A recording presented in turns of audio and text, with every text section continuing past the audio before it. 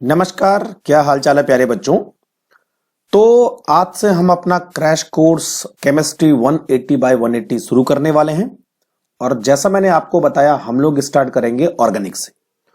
Organic में class 12th के 4 chapter है, halo alkane, amines, aldehyde ketone, alcohol, phenol, ether. तो पहले ये फिनिश करेंगे, उसके बाद 11th के 2 चैप्टर हाइड्रोकार्बन और जीओ से फिनिश करेंगे। तो पहला काम रहेगा ऑर्गेनिक केमिस्ट्री को खत्म करना। तो बच्चों, इस काम में लगभग हम लोग 30 दिन लगाएंगे। तो आपको सारी ऑर्गेनिक केमिस्ट्री 30 दिन में खत्म करनी है। अब आपको क्या काम करना है, देखिए। सबसे पहले आपको वीडियो लेक्चर देखना है, जैसा मैंने ऊपर लिखा है। उसके बाद एमसीक्यू सॉल्व करने हैं, जैसे मैंने आपको इंस्ट्रक्शन दिया था प्लानिंग वाले वीडियो में।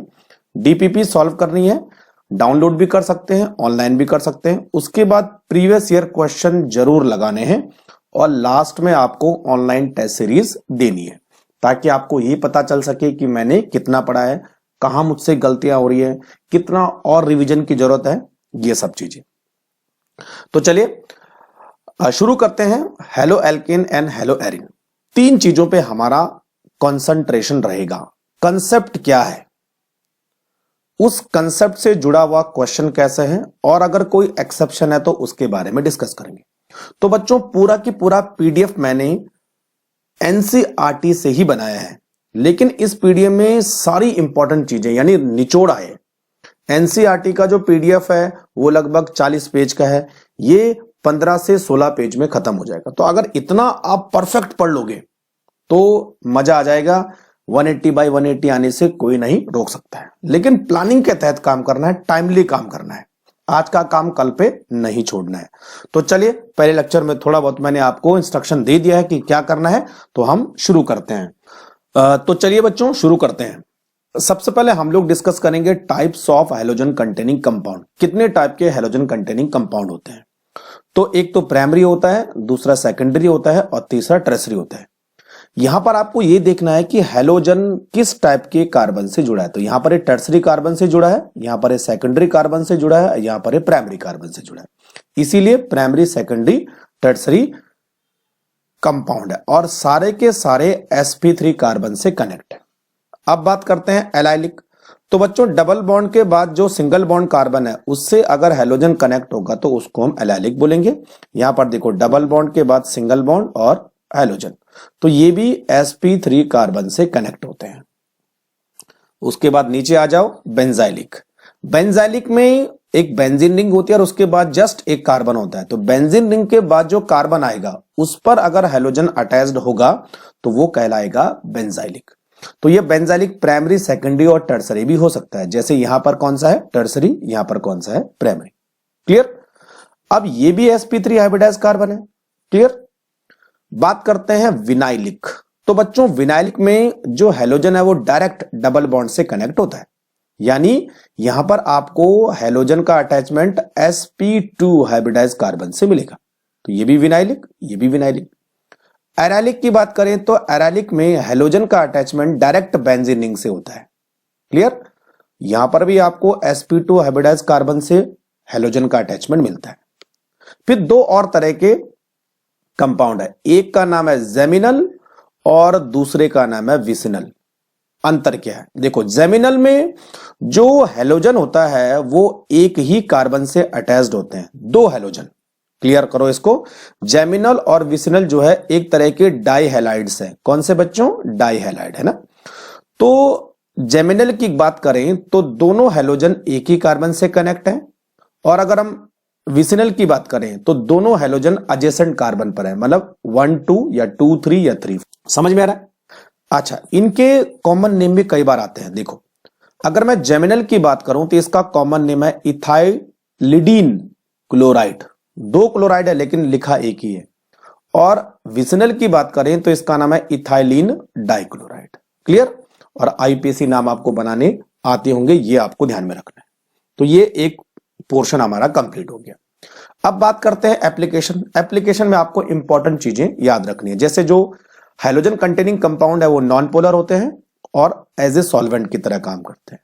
यहां पर एक ड्रग होती है जिसका नाम है क्लोरमफेनिकोल, उसमें एक हैलोजन कंटेनिंग कंपाउंड होता है जिसका नाम है क्लोरीन। यानी कौन सा हैलोजन होता है? क्लोरीन होता है। और ये एक एंटीबायोटिक है जो टाइफाइड फीवर के ट्रीटमेंट में काम आती है।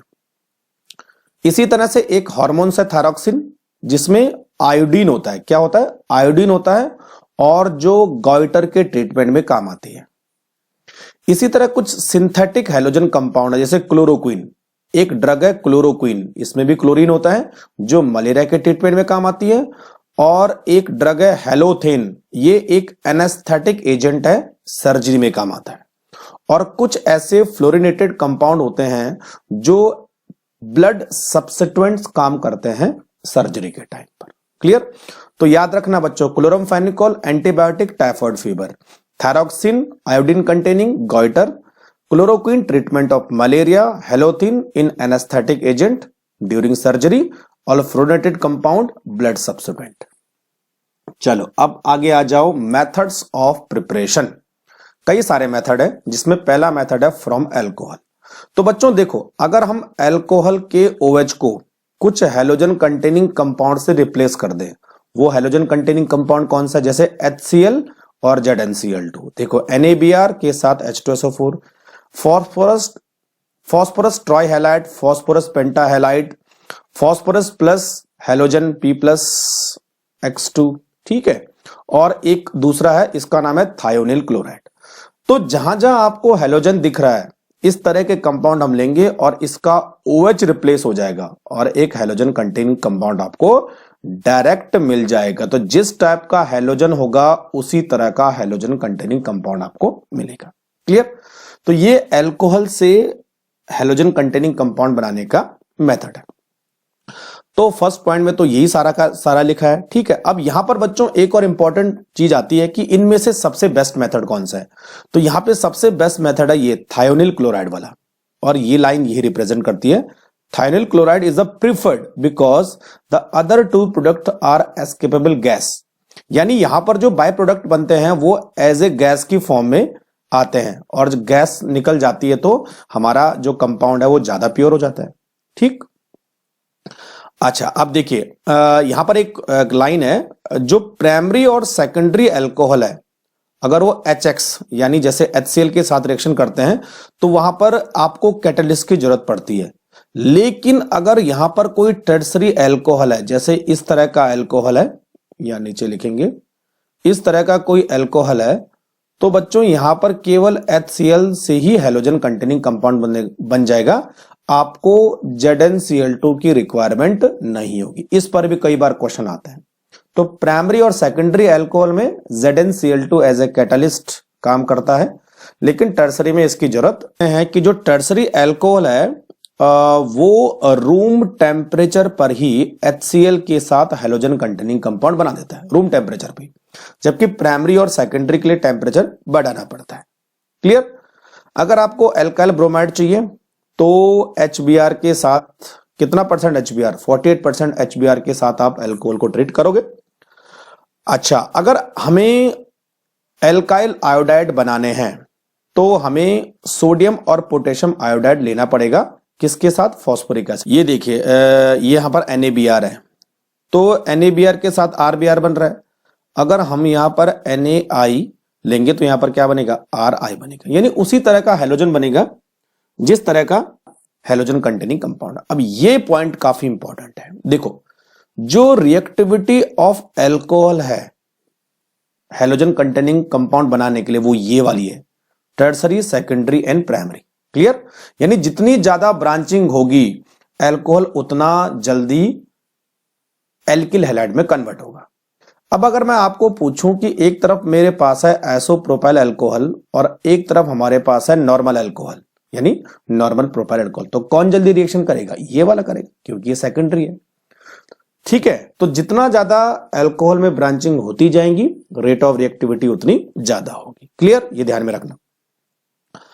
अब हम बात करते हैं, ये देखिए 8वां पॉइंट भी देखिए, द अबव मेथड आर, हाँ ये बहुत इंपॉर्टेंट है। ये जितने भी मेथड बच्चों हमने बनाए हैं, ये हेलो एल्केन को बनाने के यूज में नहीं आते, यानी इनसे हेलो एल्किन नहीं बनाया जा सकता। अब उसका रीजन क्या है? देखो बच्चों, जब भी हम हेलो एल्किन बनाएंगे तो हमें क्या लेना पड़ेगा, फिनॉल लेना पड़ेगा। और फिनॉल की रिएक्शन अगर हम HCl के साथ करेंगे तो जो फिनॉल में O है वो बेंजीन के साथ रेजोनेंस की वजह से डबल बॉन्ड कैरेक्टर शो करता है। अब इस डबल बॉन्ड को तोड़ना इतना आसान नहीं है, इसीलिए फिनॉल से आप हेलो एर्गिन नहीं बना सकते। क्लियर? तो यहां पर देखो, aryl halide can not be prepared by this method because partial double bond character and difficult to break these double bond. Clear? याद रखें। तो 7 और 8वां पॉइंट आपको ढंग से याद रखना। चलिए, तो अब ये वाला क्वेश्चन सॉल्व करते हैं। ये अल्कोहल है, साइक्लोहेक्सेनॉल, और ये है थायनिल क्लोराइड। तो बच्चों आपको पता है कि साइक्लोहेक्सेनॉल का जो OH है वो रिप्लेस हो जाएगा हैलोजन के थ्रू, और SO2 और HCl बाय प्रोडक्ट मिल जाएंगे और ये हमारा प्रोडक्ट हो जाएगा। यहां पर बात करते हैं, 2 OH है, एक OH ये रहा, एक OH ये रहा। देखो ये वाला OH है बेंजीन से जुड़ा है, तो ये वाला OH यहां पर रिजोनेंस में आएगा, तो इस बॉन्ड को ब्रेक करना डिफिकल्ट है। जबकि ये वाला OH क्या है, एल्कोहलिक है। तो बच्चों एल्कोहल बना देते हैं एल्किल हैलाइड, लेकिन फिनॉल एल्किल हैलाइड नहीं बनेगा, इसलिए ये OH रिप्लेस होगा, ये OH रिप्लेस नहीं होगा, जैसे मैंने आपको बताया था। पॉइंट नंबर 8 को देखो आप, पॉइंट नंबर 8 को देखने से आपको समझ में आ जाएगा। तो यहां क्या बनेगा, Cl, और ये OH एज सच रहने वाला है। ठीक है बच्चों? चलो, तो कंसेप्ट के साथ साथ जब आप क्वेश्चन की भी प्रैक्टिस करोगे ना तो ज्यादा समझ में आएगा आपको। ठीक है? चलो बच्चों, तो नेक्स्ट हमारा है दूसरा मेथड है फ्रॉम हाइड्रोकार्बन। अब हाइड्रोकार्बन में भी अलग अलग टाइप है। पहला है फ्री रेडिकल हैलोजिनेशन। तो फ्री रेडिकल हैलोजिनेशन में फ्री रेडिकल बनते हैं, जैसे Cl डॉट, ये फ्री रेडिकल है, उसी तरह Br डॉट। ठीक है? अब पहले इसकी लिमिटेशन देख लेते हैं।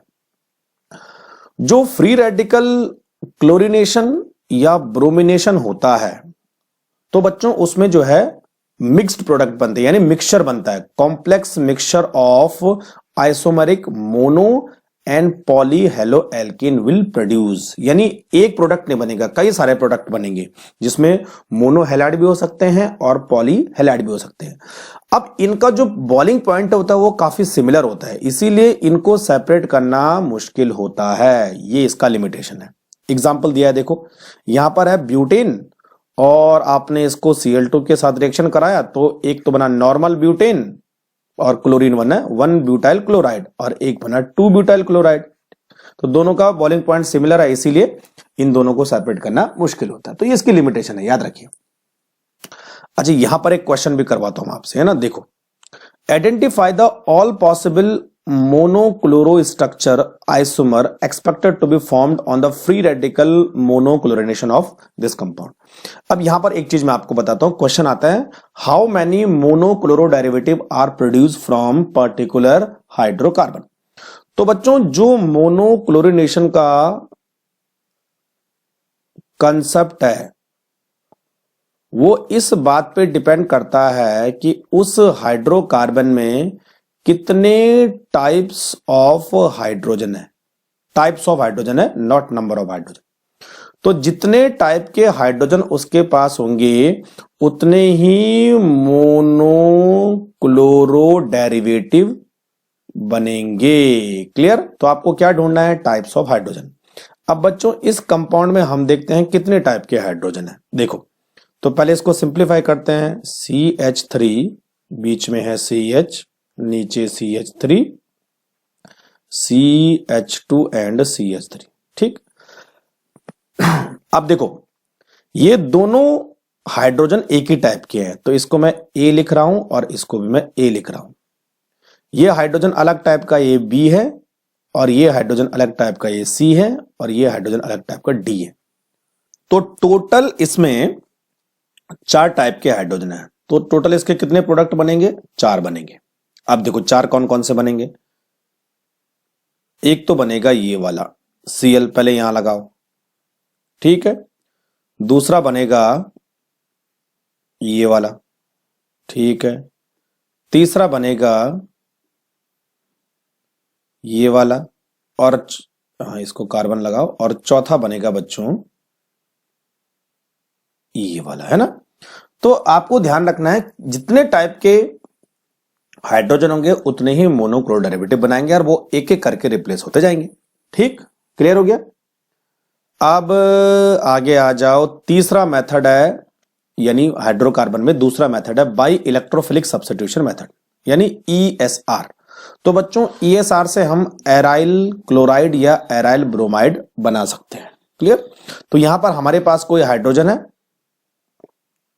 तो यहां पर एक हाइड्रोकार्बन है। कौन सा हाइड्रोकार्बन है? टॉल्यूइन। ठीक है, और इसकी रिएक्शन हमने हेलोजन से कराई और साथ में एक कैटलिस्ट रखा जिसका नाम है आयरन। ठीक है, तो ये क्या करेगा? इलेक्ट्रोफिलिक सब्स्टिट्यूशन रिएक्शन कराएगा, यानी बेंजीन का कोई एक हाइड्रोजन रिप्लेस हो जाएगा। तो ये ऑर्थो पैरा डेटिंग है, इसलिए एक ऑर्थो आया और एक पैरा आया। तो ऑर्थो डेरिवेटिव और पैरा डेरिवेटिव आपको प्रोडक्ट मिल जाएंगे। क्लियर। अब चलिए इसके बारे में पढ़ते हैं। जो ऑर्थो और पैरा आइसोमर है इनको हम इजीली सेपरेट कर सकते हैं क्योंकि इनका जो मेल्टिंग पॉइंट है वो काफी डिफरेंस होता है। दोनों के मेल्टिंग पॉइंट में काफी डिफरेंस होता है, इजीली अलग कर सकते हैं। दूसरा पॉइंट काफी इंपॉर्टेंट है, जैसे आपने यहां पर क्लोरो और ब्रोमो कंपाउंड बनाया, उसी तरह बच्चों आयोडो कंपाउंड पॉसिबल नहीं है। यानी अगर मैं इस कंपाउंड का डायरेक्ट आयोडिनेशन करता हूं तो मुझे आयोडो कंपाउंड नहीं मिलते हैं। उसका रीजन क्या है कि जब हम आयोडो कंपाउंड बनाते हैं तो साथ में बनता है HI, ये वाला HI, और HI एक रिड्यूसिंग एजेंट होता है जो दोबारा से रिएक्शन को बैकवर्ड डायरेक्शन में धकेल देता है, इसीलिए नहीं बनता है। तो अब क्या करें?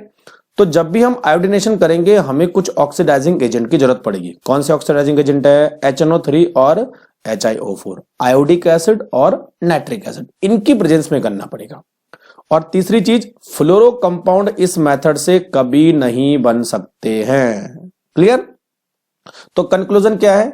क्लोरो और ब्रोमो बेंजीन दोनों बनेंगे, लेकिन आयोडो बेंजीन बनाने के लिए आपको ऑक्सीडाइजिंग एजेंट की जरूरत पड़ेगी।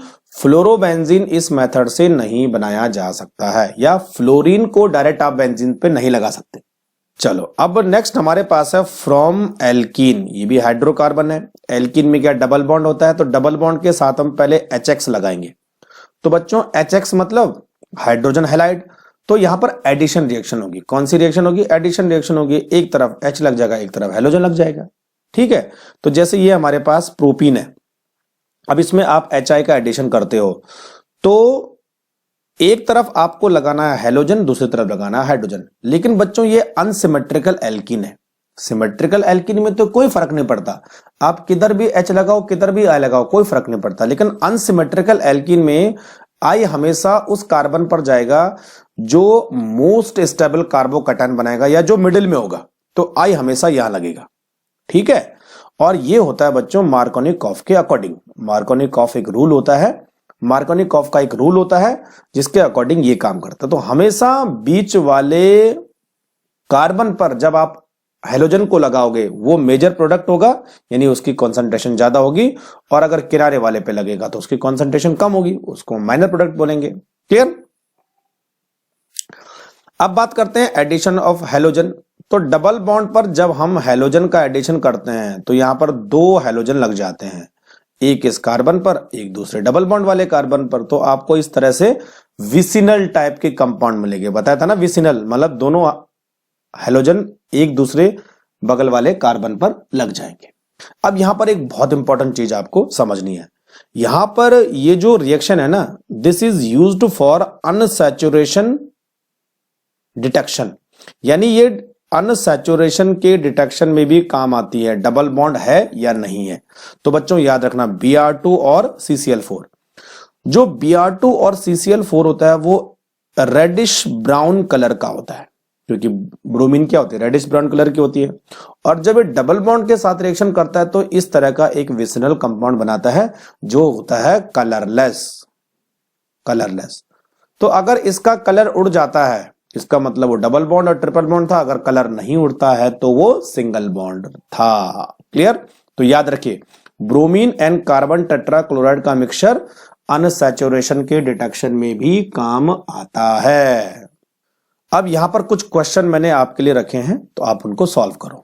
ये बच्चों सारी चीजें मैंने एनसीईआरटी से ही उठाई है पूरी की पूरी, तो एनसीईआरटी को बार बार आप रिवाइज करोगे और उससे रिलेटेड आप क्वेश्चन लगाओगे तो सर्टेनली आपका कंसेप्ट क्लियर होगा और चैप्टर आपका अच्छी तरह से प्रिपेयर हो जाएगा। तो चलो देखो, यहां पर एक कंपाउंड है और हम क्या करें, Br2 हीट और यूवी लाइट। ठीक, यहां पर जो ये सैचुरेटेड हाइड्रोकार्बन है उस पर Br2 की रिएक्शन हमने करवानी है। तो यहां से हाइड्रोजन जाएगा या यहां से हाइड्रोजन जाएगा, कैसे पता लगेगा? ये डिपेंड करेगा कि Br2 की कंडीशन कौन सी है। तो Br2 के साथ आप यूवी लाइट यूज कर रहे हो और जब भी यूवी लाइट होता है तो वहां पर एंटी मार्कोनिकॉफ रूल अप्लाई होता है, यानी जो ब्रोमीन है वो किनारे वाले हाइड्रोजन को रिप्लेस करेगा और मेजर प्रोडक्ट में कन्वर्ट हो जाएगा। देखो ये CH2 और CH2Br ये आपका मेजर प्रोडक्ट बनेगा। ठीक, कैसे पता चला? क्योंकि यहां पर लाइट थी और लाइट क्या करते, फ्री रेडिकल मैकेनिज्म करवाती है। अगर यहां पे केवल Br2 होता, कोई और रिएक्शन कंडीशन नहीं होता, तब Br यहां अटैच्ड होता, तो यानी वो मार्कोनिकॉफ के अकॉर्डिंग होता। क्लियर? दूसरा देखो, यहां पर HI है, डबल बॉन्ड है, तो बच्चों हमेशा क्या करना है, एडिशन रिएक्शन करानी है और I को उस कार्बन पे फिट करवाना है जो मिडिल में होता है। ये मिडिल में है तो यहां पर प्रोडक्ट हो जाएगा ये आपका CH3, तो CH3 के जस्ट बगल में आपको I लगा देना है और दूसरी साइड H लग जाएगा तो डबल बॉन्ड हट जाएगा। जब हम हेलोजिनेशन करवाते हैं डबल बॉन्ड का in the presence of heat and UV light high temperature पर, तो वहां पर बच्चों सब्स्टिट्यूशन रिएक्शन होती है। ठीक, तो सब्स्टिट्यूशन रिएक्शन होगी तो यहां पर जो है ये हाइड्रोजन रिप्लेस हो जाएगा। कौन सा हाइड्रोजन? एल्काइलिक टाइप का हाइड्रोजन। तो यहां पर डबल बॉन्ड और यहां पर Br लग जाएगा, तो इसका नाम है एलाइल ब्रोमाइड। और अगर मान लिया जाए कि ये कंडीशन नहीं होती है तब सिंपल एडिशन होता, तो डबल बॉन्ड के दोनों कार्बन पर Br लग जाता, डबल बॉन्ड वहां पर हट जाता। क्लियर? तो यहां पर सब्स्टिट्यूशन रिएक्शन हुई, क्यों? क्योंकि यहां पर रिएक्शन कंडीशन दे रखी है। अब देखो HBr, there is no any reaction condition, कोई रिएक्शन कंडीशन नहीं है, इसका मतलब आपको मार्कोनिकॉफ के अकॉर्डिंग एडिशन करवाना है। तो Br को आपको उस कार्बन के साथ बाइंड करवाना है जो सबसे ज्यादा स्टेबल कार्बोकैटायन बनेगा, तो ये वाला यहां पर आएगा Br और यहां आएगा H। ठीक, तो ये जो प्रोडक्ट होगा वो कुछ इस तरह से होगा। देखो यहां पर आपका Br आ जाएगा। ठीक है बच्चों, तो इस तरह से आपको क्वेश्चन सॉल्व करने हैं और उसके साथ आपको कंसेप्ट समझ में आएगा। डबल बॉन्ड HCl, Cl यहां भी आ सकता है, यहां भी आ सकता है, लेकिन बच्चों HCl हमेशा मार्कोनिकॉफ के अकॉर्डिंग ही काम करता है। तो मार्कोनिकॉफ में जो हैलोजन है वो हमेशा बीच वाले कार्बन पे ऐड करना है। तो ये है हमारा प्रोडक्ट। कितने कार्बन है? 4 ही कार्बन है, तो Cl यहां लगाना है। तो ये आपका क्या हो जाएगा? मेजर। और अगर Cl आप किनारे वाले कार्बन पर लगाओगे तो वो आपका हो जाएगा माइनर। ऊपर पढ़ा था आपने मेजर और माइनर। यहां पे देखो HBr के साथ पेरोक्साइड दे रखा है, तो जब भी HBr के साथ पेरोक्साइड हो तो हमेशा कौन सा रूल इस्तेमाल करना है? एंटी मार्कोनिकॉफ रूल, यानी मार्कोनिकॉफ के अपोजिट। तो जो Br है वो हमेशा लीस्ट स्टेबल कार्बोकैटायन यानी किनारे वाले कार्बन पर अटैच्ड हो जाएगा। तो इसका जो प्रोडक्ट होगा वो होगा ये वाला। ठीक है, अच्छा अब इस पर देखिए HBr अगेन पेरोक्साइड, तो यहां पर Br कहां लगाना है? इस पर लगाना है Br, ऊपर वाले की तरह। और देखो बच्चों यहां पर HBr है लेकिन पेरोक्साइड नहीं दे रखा है, तो अब क्या करना है? मार्कोनिकॉफ रूल अप्लाई करना है। ये ध्यान रखना, HBr के साथ पेरोक्साइड हो तो एंटी मार्कोनिकॉफ रूल, HBr के साथ कोई रिएक्शन कंडीशन नहीं दे रखी है तो मार्कोनिकॉफ रूल। तो जो हाइड्रोजन है वो किनारे वाले कार्बन पर और जो Br है वो बीच वाले कार्बन पर आएगा, मोस्ट स्टेबल कार्बोकैटायन वाले कार्बन पर, ये वाला। तो यहां पर आपको Br को लगा देना। ठीक है बच्चों, समझ में आई बात? चलो अब बात करते हैं फिजिकल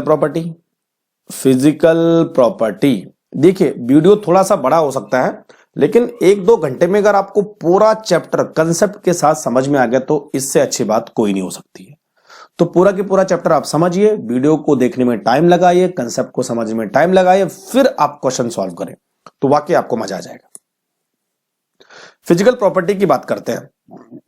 फिजिकल प्रॉपर्टी में दो चीजों का आपको ध्यान रखना है, एक फिजिकल स्टेट कौन सी है, फिजिकल स्टेट, दूसरा बॉइलिंग पॉइंट, तीसरा सॉल्युबिलिटी, और कई बार जो है मेल्टिंग पॉइंट से भी एक आधा क्वेश्चन आ जाता है। ठीक है, अब देखिए बच्चों, जो एल्काइल हैलाइड है वो जनरली कलरलेस होते हैं अगर वो प्योर के फॉर्म में है, लेकिन कई बार जो ब्रोमाइड और आयोडाइड है वो उनमें कलर डेवलप हो सकता है अगर वो लाइट के संपर्क में आते हैं तो। अब methyl chloride, methyl bromide, ethyl chloride और सम क्लोरोफ्लोरोमेथिन जिनका मॉलिक्यूलर मास कम होता है वो मोस्टली गैस होती है रूम टेम्परेचर पर, और जैसे जैसे मॉलिक्यूलर मास बढ़ेगा वो लिक्विड होती जाएंगी और बढ़ेगा तो वो सॉलिड होती जाएंगी। यानी छोटे हेलोजन कंटेनिंग कंपाउंड गैस, उसके ऊपर लिक्विड, उसके ऊपर सॉलिड। अब सबसे इंपॉर्टेंट बॉइलिंग पॉइंट देखो बच्चों, पहले कंपेयर करते हैं कि हेलोजन कंटेनिंग कंपाउंड और हाइड्रोकार्बन में किसका बॉइलिंग पॉइंट ज्यादा होगा। तो हेलोजन का ज्यादा होगा, यानी हेलोजन कंटेनिंग कंपाउंड का ज्यादा होगा। इसका रीजन क्या है, एक तो ये पोलर है, पोलर मतलब प्लस और माइनस चार्ज यहां पर डेवलप हो सकता है, और दूसरा यहां पर जो इंटरमॉलिक्यूलर फोर्स ऑफ अट्रैक्शन है वो ज्यादा है एज कंपेयर टू हाइड्रोकार्बन, इसीलिए हाइड्रोकार्बन से बॉइलिंग पॉइंट एल्किल हैलाइड का ज्यादा होता है। तो दो रीजन है, पोलैरिटी और इंटरमॉलिक्यूलर फोर्स ऑफ अट्रैक्शन। अब देखिए बच्चों, अगर आपके पास अलग अलग हेलोजन के कंपाउंड है, जैसे आई भी है, बीआर भी है, सीएल भी है और एफ भी है, तो सिंपल सी बात है जहां पर मॉलिक्यूलर मास ज्यादा होगा उसका बॉइलिंग पॉइंट ज्यादा होगा। तो आर आई ज्यादा देन आर बी आर उससे कम, फिर आर सी एल और कम आर। इसका मतलब क्या हुआ, साइज बढ़ने से मॉलिक्यूलर मास बढ़ता है जिससे वंडरवाल फोर्स का मैग्नीट्यूड भी बढ़ता है, और जब वंडरवाल फोर्स का मैग्नीट्यूड बढ़ेगा मॉलिक्यूल पास पास आएंगे तो बॉइलिंग पॉइंट भी बढ़ेगा। क्लियर। अब अगर हेलोजन एक जैसा हो और एल्काइल चेन अलग अलग टाइप की हो, देखो बच्चों, तो हम बात कर रहे हैं एसोमेरिक हेलो एल्किन। यहां पर जो है हेलोजन एक जैसा है, ठीक, लेकिन कार्बन चेन का नेचर अलग अलग है। यहां पर स्ट्रेट चेन है, यहां पर थोड़ी सी ब्रांचिंग हो गई, यहां पर ज्यादा ब्रांचिंग हो गई, तो ब्रांचिंग बढ़ने से बॉइलिंग पॉइंट कम होता है। ध्यान रखना बच्चों, increase branching decrease boiling point. तो सबसे कम बॉइलिंग पॉइंट इसका 346, उससे ज्यादा इसका 364, सबसे ज्यादा स्ट्रेट चेन का। ये हर जगह अप्लाई होता है। चलो अब अगर हम डाई हेलो बेंजीन की बात करें, इनके बॉइलिंग पॉइंट की बात करें, जैसे ortho di hello benzene, Meta die hello benzene और पैरा डाई हेलो बेंजीन, तो जो बॉइलिंग पॉइंट है उसका एक रेगुलर ऑर्डर नहीं है। ऑर्थो का ज्यादा है, उसके बाद पैरा का, और उसके बाद सबसे कम मेटा का। तो ये याद रखना, एक्सेप्शन वाला है ना, यानी ऑर्थो, पैरा और मेटा, ये बॉइलिंग पॉइंट का ऑर्डर है, बॉइलिंग पॉइंट। अब मेल्टिंग पॉइंट आपको देखना है, कई बार क्वेश्चन आया है कि जो है मेल्टिंग पॉइंट का ऑर्डर क्या होगा, तो मेल्टिंग पॉइंट पैरा का सबसे ज्यादा होता है, और उसका रीजन है बच्चों कि जो पैरा है वो एकदम सिमेट्रिकल मॉलिक्यूल है। कौन सा मॉलिक्यूल है, सिमेट्रिकल मॉलिक्यूल। ऊपर मैंने लिखा ही है, जो पैरा आइसोमर है उसका मेल्टिंग पॉइंट हाई होता है, वो सिमेट्रिकल मॉलिक्यूल है, और सिमेट्रिकल मॉलिक्यूल होने की वजह से उसकी जो क्रिस्टल लैटिस पैकिंग है वो बेटर है, और पैकिंग जितनी अच्छी होगी उसका मेल्टिंग पॉइंट उतना ज्यादा होगा, है ना। अब एक क्वेश्चन इससे रिलेटेड हम कर लेते हैं, which one of the following have highest melting point. अब देखो क्लोरोबेंजीन दिया है, para dichlorobenzene, Meta dichlorobenzene, ortho dichlorobenzene, तो क्या होगा, पैरा डाइक्लोरोबेंजीन। ठीक है, क्योंकि सिमेट्री और क्रिस्टल लैटिस पैकिंग बढ़िया है। तो क्वेश्चन भी साथ साथ में होते रहेंगे। अब बात करते हैं सॉल्युबिलिटी। तो जितने भी एल्काइल हैलाइड है या एराइल हैलाइड है ये वाटर में सॉल्युबल नहीं है, they are slightly, very slightly soluble in the water. जबकि पोलर है, ये बहुत इंपॉर्टेंट है बच्चों, पोलर होते हुए भी ये वाटर में बहुत कम सॉल्युबल है, लगभग ना के बराबर सॉल्युबल है। रीजन क्या है, देखो मैं आपको रीजन बताता हूं, ये सारा के सारा मैंने रीजन लिखा है। एक तरफ है एल्काइल हैलाइड RX और RX, और दूसरी तरफ है वाटर, ठीक।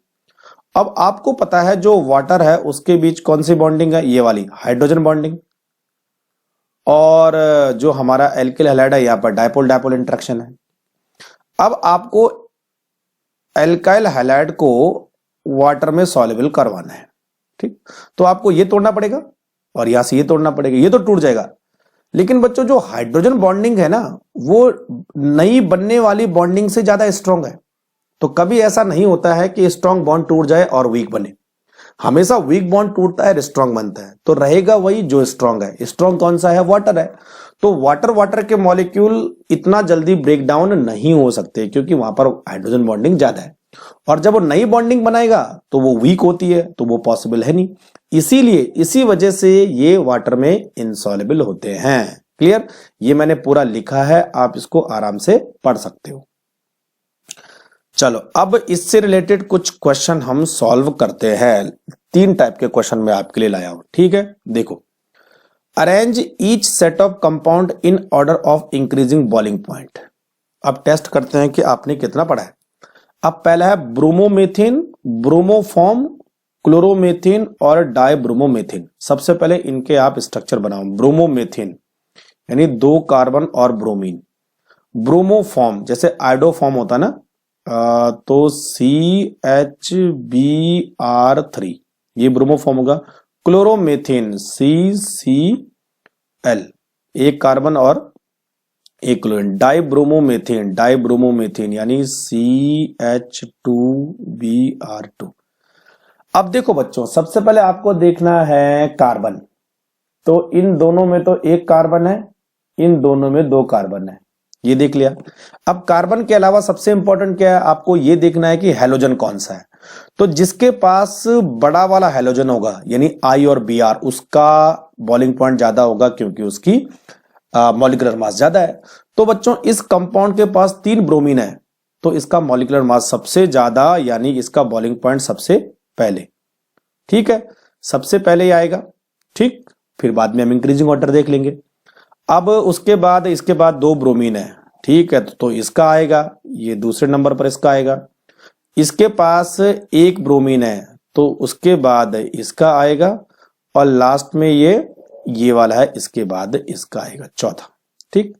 तो आप इंक्रीजिंग ऑर्डर में इसको रख सकते हो, सबसे पहले ये, उसके बाद ये, उसके बाद ये, और उसके बाद ये। क्लियर। दूसरा देखते हैं, 1 क्लोरोप्रोपेन, आइसोप्रोपाइल क्लोराइड और 1 क्लोरोब्यूटेन। यहां पर हैलोजन एक जैसा है लेकिन कार्बन चेन का टाइप अलग है, तो 1 क्लोरोप्रोपेन यानी ये वाला, आइसोप्रोपाइल क्लोराइड यानी ये वाला, और 1 क्लोरोब्यूटेन यानी 4 कार्बन में यहां पे Cl। अब देखो बच्चों, जितनी ज्यादा ब्रांचिंग होगी बॉइलिंग पॉइंट उतना कम होगा। तो ये देखो, ये ब्रांचिंग वाला है, ये स्ट्रेट चेन और स्ट्रेट चेन, तो सबसे कम इसका होना चाहिए, यानी ये आ गया तीसरे नंबर पर। और देखो यहां पर कार्बन भी ज्यादा है और अनब्रांच भी है, तो सबसे पहले कौन आएगा, ये वाला, और उसके बाद आएगा ये वाला। तो सबसे पहले इसको लगाना, बाद तीसरे वाले को, फिर दूसरे वाले को, फिर पहले वाले को। क्लियर। क्वेश्चन नंबर 2 की बात करें, alkyl halide are less soluble in water because, तो ये देखो ये वाला, they do not form hydrogen bond with water, ठीक। तीसरा question, which of the following compound has highest boiling point. किसका बॉइलिंग पॉइंट ज्यादा होगा, जो कम से कम ब्रांच होगा, जो स्ट्रेट चेन होगा। तो यहां पर स्ट्रेट चेन कौन सा, ये वाला। ये भी स्ट्रेट चेन है लेकिन इस पे 3 कार्बन है, इस पे 4 कार्बन है, तो ये आंसर हो जाएगा। बाकी जो है यहां पर देखो बच्चों 4 कार्बन है लेकिन ये ब्रांचिंग में है, तो ये इससे कम होगा, ठीक। अब बात करते हैं रिएक्शन ऑफ हेलो एल्केन्स।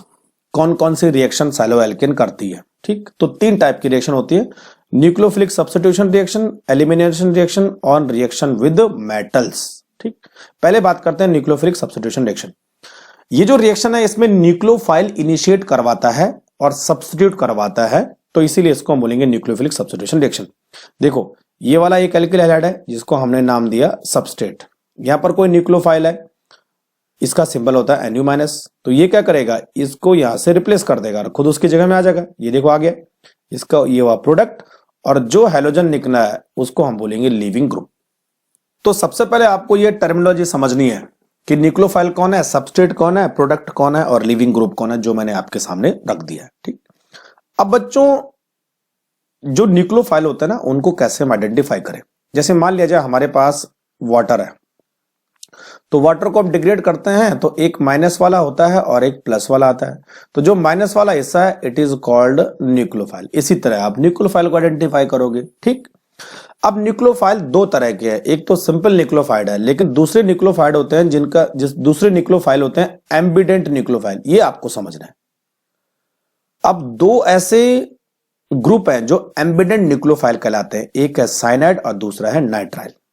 तो साइनाइड को आप ऐसे भी लिख सकते हैं और ऐसे भी लिख सकते हैं, ठीक है।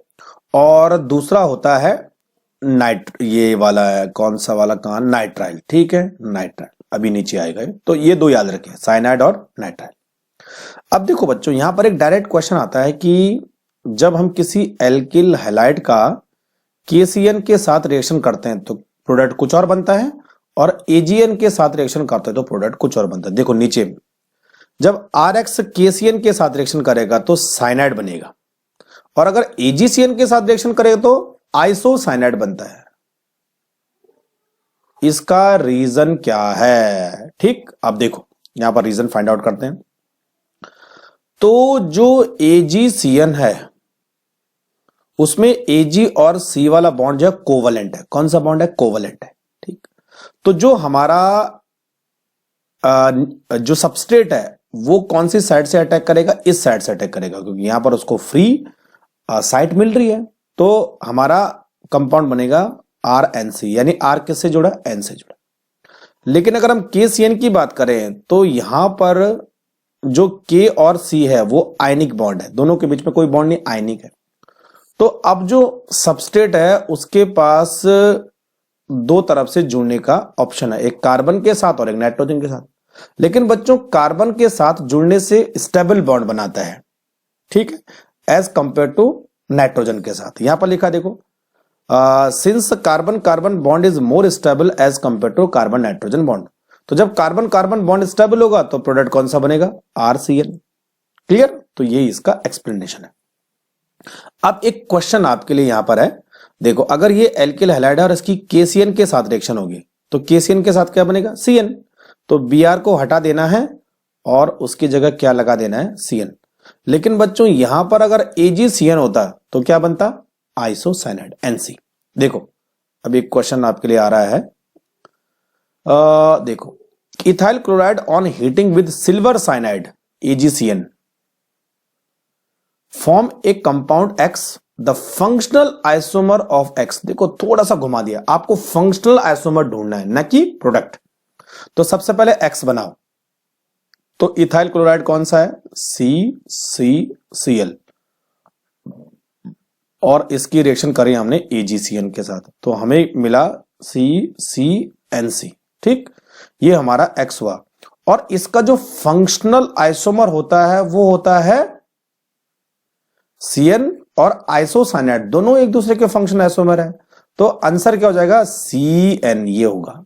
ठीक है, आपको फंक्शनल आइसोमर ढूंढना है, प्रोडक्ट नहीं ढूंढना है। प्रोडक्ट बनेगा ये, लेकिन आंसर होगा ये। क्लियर? अब जैसा साइनाइड है वैसा नाइट्रो है। नाइट्रो में भी दो साइट है, एक O की साइट है और एक N की साइट है। तो N की साइट अगर जुड़ेगा तो बच्चों हमें मिलेगा नाइट्रो एल्केन, और अगर O की साइड से कनेक्ट होता है तो हमें मिलता है एल्काइल नाइट्राइट। देखो यहां पे लिखा है alkyl nitrite when connect to the oxygen, और nitro alkane when connect to the nitrogen. Clear? तो ये एल्काइल नाइट्राइट है और ये नाइट्रो एल्केन है, याद रखिए। और ये दोनों कब मिलते हैं? देखो जब KNO2 के साथ रिएक्शन होती है तो एल्काइल नाइट्रेट मिलते हैं, और AgNO2 के साथ रिएक्शन होती है तो नाइट्रो एल्केन। ये दोनों रिएक्शन काफी इंपॉर्टेंट है, इन पे कई बार क्वेश्चन आते हैं। अब देखो एक क्वेश्चन आपके लिए, ethyl bromide react with silver nitrite to form. अब इथाइल ब्रोमाइड आप बनाओ और AgNO2, तो इसमें क्या करना बच्चों? आपको नाइट्रो एल्केन बनाना है। तो CCN double bond O single bond O। ठीक है, ये हो गया आपका। तो ये आंसर हो गया, यानी नाइट्रोइथेन आपका प्रोडक्ट हो जाएगा। ठीक है, देखो AgNO3 के साथ नाइट्रो बनता है।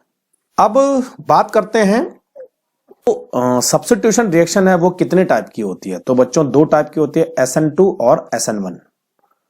और SN2 को हम बायोमोलिकुलर बोलते हैं और SN1 को हम यूनिमोलिकुलर भी बोलते हैं। अब इनके इंपॉर्टेंट पॉइंट और इनकी मैकेनिज्म पर ज्यादा फोकस रहेगा। तो सबसे पहले बात करते हैं SN2 रिएक्शन। तो जो SN2 रिएक्शन है वो सेकंड ऑर्डर काइनेटिक्स को फॉलो करती है। बाय का मतलब होता है सेकंड। इसमें जो रेट है वो दोनों चीजों पे डिपेंड करता है, रिएक्टेंट पर भी और न्यूक्लियोफाइल पर भी। रिएक्टेंट मतलब जो आपका सबस्ट्रेट आपने लिया है, जो एल्किल हैलाइड आपने लिया उस पर डिपेंड करेगा, और न्यूक्लियोफाइल मतलब जो रिएजेंट है उस पर भी डिपेंड करेगा। यहां पर कोई इंटरमीडिएट का फॉर्मेशन नहीं होता है, एक ही स्टेप में रिएक्शन हो जाती है।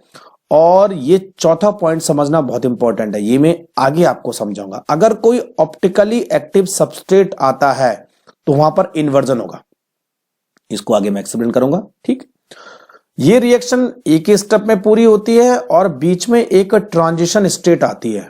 और जो ट्रांजिशन स्टेट होती है उसमें जो कार्बन है वो 5 बॉन्ड बनाता है। और आपको मालूम है कभी कार्बन 5 बॉन्ड बना सकता ही नहीं है। तो अगर ये 5 बॉन्ड बनाएगा तो ऑब्वियसली ये क्या होगा, अनस्टेबल होगा, तुरंत ब्रेकडाउन हो जाएगा। क्लियर, ये छठा पॉइंट इसी चीज को एक्सप्लेन कर रहा है। अब अगर मैं एल्किल हैलाइड की बात करूं तो जो मिथाइल हैलाइड है, मिथाइल क्लोराइड, मिथाइल ब्रोमाइड है, वो सबसे ज्यादा SN2 रिएक्शन के लिए रिस्पॉन्सिबल होता है। यानी SN2 रिएक्शन सबसे फास्ट कौन देगा, मिथाइल क्लोराइड। ठीक है, अब इसको और समझते हैं। ठीक है बच्चों, अब देखो यहां पर ये मिथाइल क्लोराइड है, ये न्यूक्लियोफाइल है। न्यूक्लियोफाइल ये कहां से आया, ये आया वाटर से। ठीक, तो ये न्यूक्लियोफाइल और ये सबस्ट्रेट दोनों एक साथ रिएक्शन करेंगे और एक ट्रांजिशन फेज बना लेंगे। कार्बन के पास 5 बॉन्ड है, एक बॉन्ड टूट रहा है, एक बॉन्ड जुड़ रहा है, इसलिए 5 बॉन्ड है और इसी को हम बोलेंगे ट्रांजिशन स्टेट। और उसके बाद OH लग गया और Cl as a leaving group अलग हो गया। ठीक, तो ये एक तरह की SN2 रिएक्शन है जो एक स्टेप में कंप्लीट हो रही है, बीच में ट्रांजिशन फेज आ रहा है। जो रेट है वो दोनों पे डिपेंड कर रहा है क्योंकि एक ही स्टेप है, कोई दूसरा है नहीं। क्लियर, अब एक चीज आपको समझनी है, अगर मैं कई तरह के एल्किल हैलाइड लूं और ये बोलूं कि उनका SN2 के लिए रेट क्या होगा, तो आपको एक चीज ध्यान रखनी है, अगर जितना छोटा एल्काइल हैलाइड होगा, स्मॉल और अनब्रांच्ड, उतना ही वो SN2 रिएक्शन फास्ट देगा। दो चीजें रखनी है, स्मॉल एंड अनब्रांच। ठीक, इसीलिए SN2 के लिए एल्किल हैलाइड का ऑर्डर होगा primary, secondary and tertiary. Primary सबसे ज्यादा और टर्सरी सबसे कम। ठीक है, अब ये एक डायग्राम है, इससे आप समझ सकते हैं। देखो जो प्राइमरी है उसके लिए देखो ऑर्डर कितना ज्यादा लिखा है, 30, और जो टर्सरी है उसके लिए ऑर्डर कितना है, 3।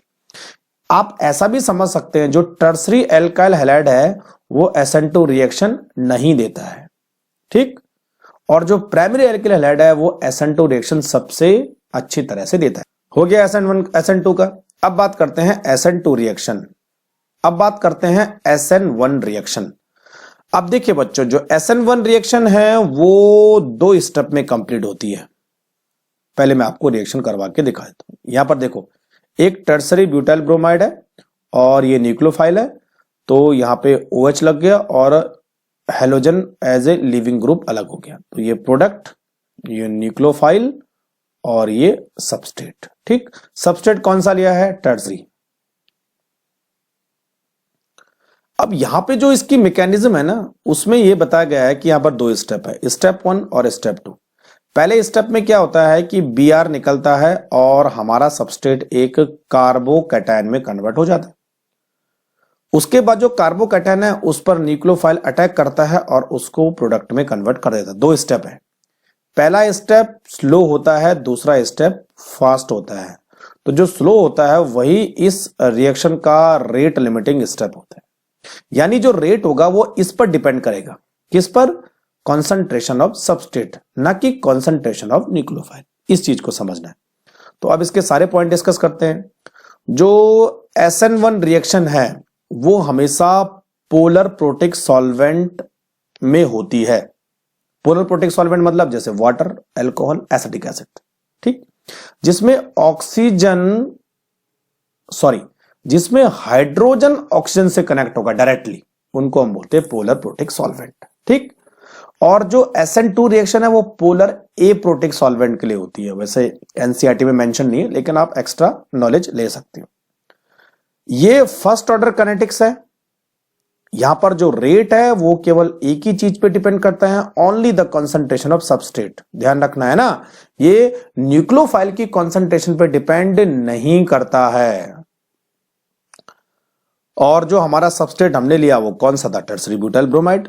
ये 2 स्टेप में कंप्लीट होती है। जो पहला स्टेप होता है वो स्लो होता है और वो रिवर्सिबल होता है, और बच्चों जो दूसरा स्टेप होता है वो इरिवर्सिबल होता है और फास्ट होता है, ठीक। अब यहां पर ये पॉइंट इंपॉर्टेंट है। तो जो रेट ऑफ रिएक्शन है वो किस पे डिपेंड करता है, फॉर्मेशन ऑफ कार्बोकैटायन, यानी जो सबस्ट्रेट है वो पहले स्टेप पे कार्बोकैटायन बना रहा है। तो यहां पर अगर कार्बोकैटायन की स्टेबिलिटी बढ़ती है, greater the stability of carbocation, तो उतनी ही जल्दी उस रिएक्शन का कंप्लीशन होगा। यानी अगर कार्बोकैटायन की स्टेबिलिटी बढ़ती है तो रिएक्शन का रेट भी बढ़ेगा। इसको आपको समझना है। इसीलिए जो टर्सरी एल्काइल हैलाइड है वो SN1 रिएक्शन बहुत फास्ट देगा, ठीक। चलो, तो ये पॉइंट आपने नोट कर लिए है ना। अब SN1 और SN2 का कंपैरिजन करते हैं। अगर आपके पास अलग अलग टाइप के एल्काइल हैलाइड है, मिथाइल भी है, प्राइमरी भी है, सेकेंडरी भी है, टर्सरी भी है, तो बच्चों जितना छोटा एल्किल हैलाइड होगा, यानी मिथाइल की तरफ अगर जाओगे तो SN2 फास्ट होगी, और टर्सरी की तरफ आओगे तो SN1 फास्ट होगी। तो आपको यह समझना है कि अगर कोई सबस्ट्रेट ब्रांच होता है तो वो SN1 देगा, और अगर वो अनब्रांच होता है तो वो SN2 देगा। क्लियर। अब 2 सबस्ट्रेट हमारे पास और है, एक एलाइलिक और एक बेंजाइलिक। अब जो एलाइलिक और बेंजाइलिक है दोनों में रेजोनेंस है, यहां पर भी रेजोनेंस है और यहां पर भी रेजोनेंस है। तो जो रेजोनेंस होता है वो कार्बोकैटायन की स्टेबिलिटी को बढ़ाता है। क्लियर। इसीलिए दोनों ही हाईली रिएक्टिव होंगे, किसके लिए, SN1 रिएक्शन के लिए। वैसे दोनों ही SN2 भी देते हैं, लेकिन SN1 ज्यादा देंगे as compare to SN2। Clear. अच्छा, अगर आपके पास हाइड्रोकार्बन चेन एक जैसी है, जैसे एक आपके पास मिथाइल क्लोराइड है और एक आपके पास मिथाइल आयोडाइड है, अब आपको बोला जाए कि कौन सब्स्टिट्यूशन फास्ट देगा, तो बच्चों जिसका बॉन्ड जितना वीक होगा वो उतना जल्दी सब्स्टिट्यूशन रिएक्शन देगा।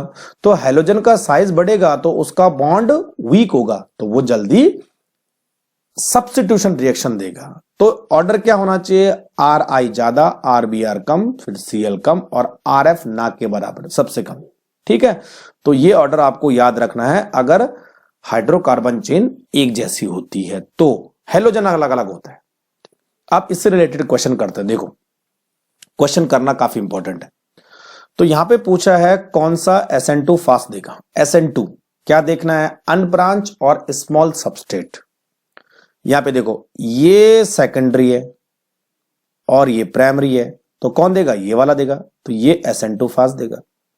यहां पे देखो दोनों कार्बन एक जैसे हैं लेकिन चेंज क्या है, हैलोजन। तो मैंने आपको बताया था कि हैलोजन जितना बड़ा होगा वो उतना जल्दी SN2 रिएक्शन देगा, यानी कोई भी देगा, SN2 हो चाहे SN1 हो, तो ये फास्ट देगा। Question, predict the order of reactivity of the following compound SN1 and SN2, है ना, कौन SN1 देगा कौन SN2 देगा और रिएक्टिविटी का ऑर्डर क्या होगा। ठीक, तो पहला है 4 आइसोमेरिक ब्रोमोब्यूटेन। तो ब्यूटेन यानी 4 कार्बन है और उसके 4 आइसोमर बनाने, हमने तो ये बना ले, एक बार पहले पे लगाया, एक बार जो है ब्रांच कर दिया, अगली बार दूसरे पे लग गया, अगली बार और ब्रांच कर दिया। तो बच्चों देखो इधर से इधर ब्रांचिंग बढ़ रही है, तो जब ब्रांचिंग बढ़ेगी तो SN1 फास्ट होगा, तो इसका उल्टा SN2 हो जाएगा, इस साइड ये SN2 होगा। क्लियर, समझ में आ रहा है। दूसरा देखो ये कंपाउंड दे रखे, एक ये वाला और एक ये वाला, एक ये वाला और एक ये वाला। अब देखो यहां पर बेंजीन रिंग है और ये ब्रोमीन CH2 के साथ जुड़ा है, यानी बेंजाइल वाला है। यहां पर ब्रोमीन यहां जुड़ा है इधर, ठीक है, और यहां पर ब्रोमीन जो है यहां जुड़ा है इधर। इनको पहले सिंप्लीफाई करना है ना, और यहां पर जो ब्रोमीन है वो यहां जुड़ा है।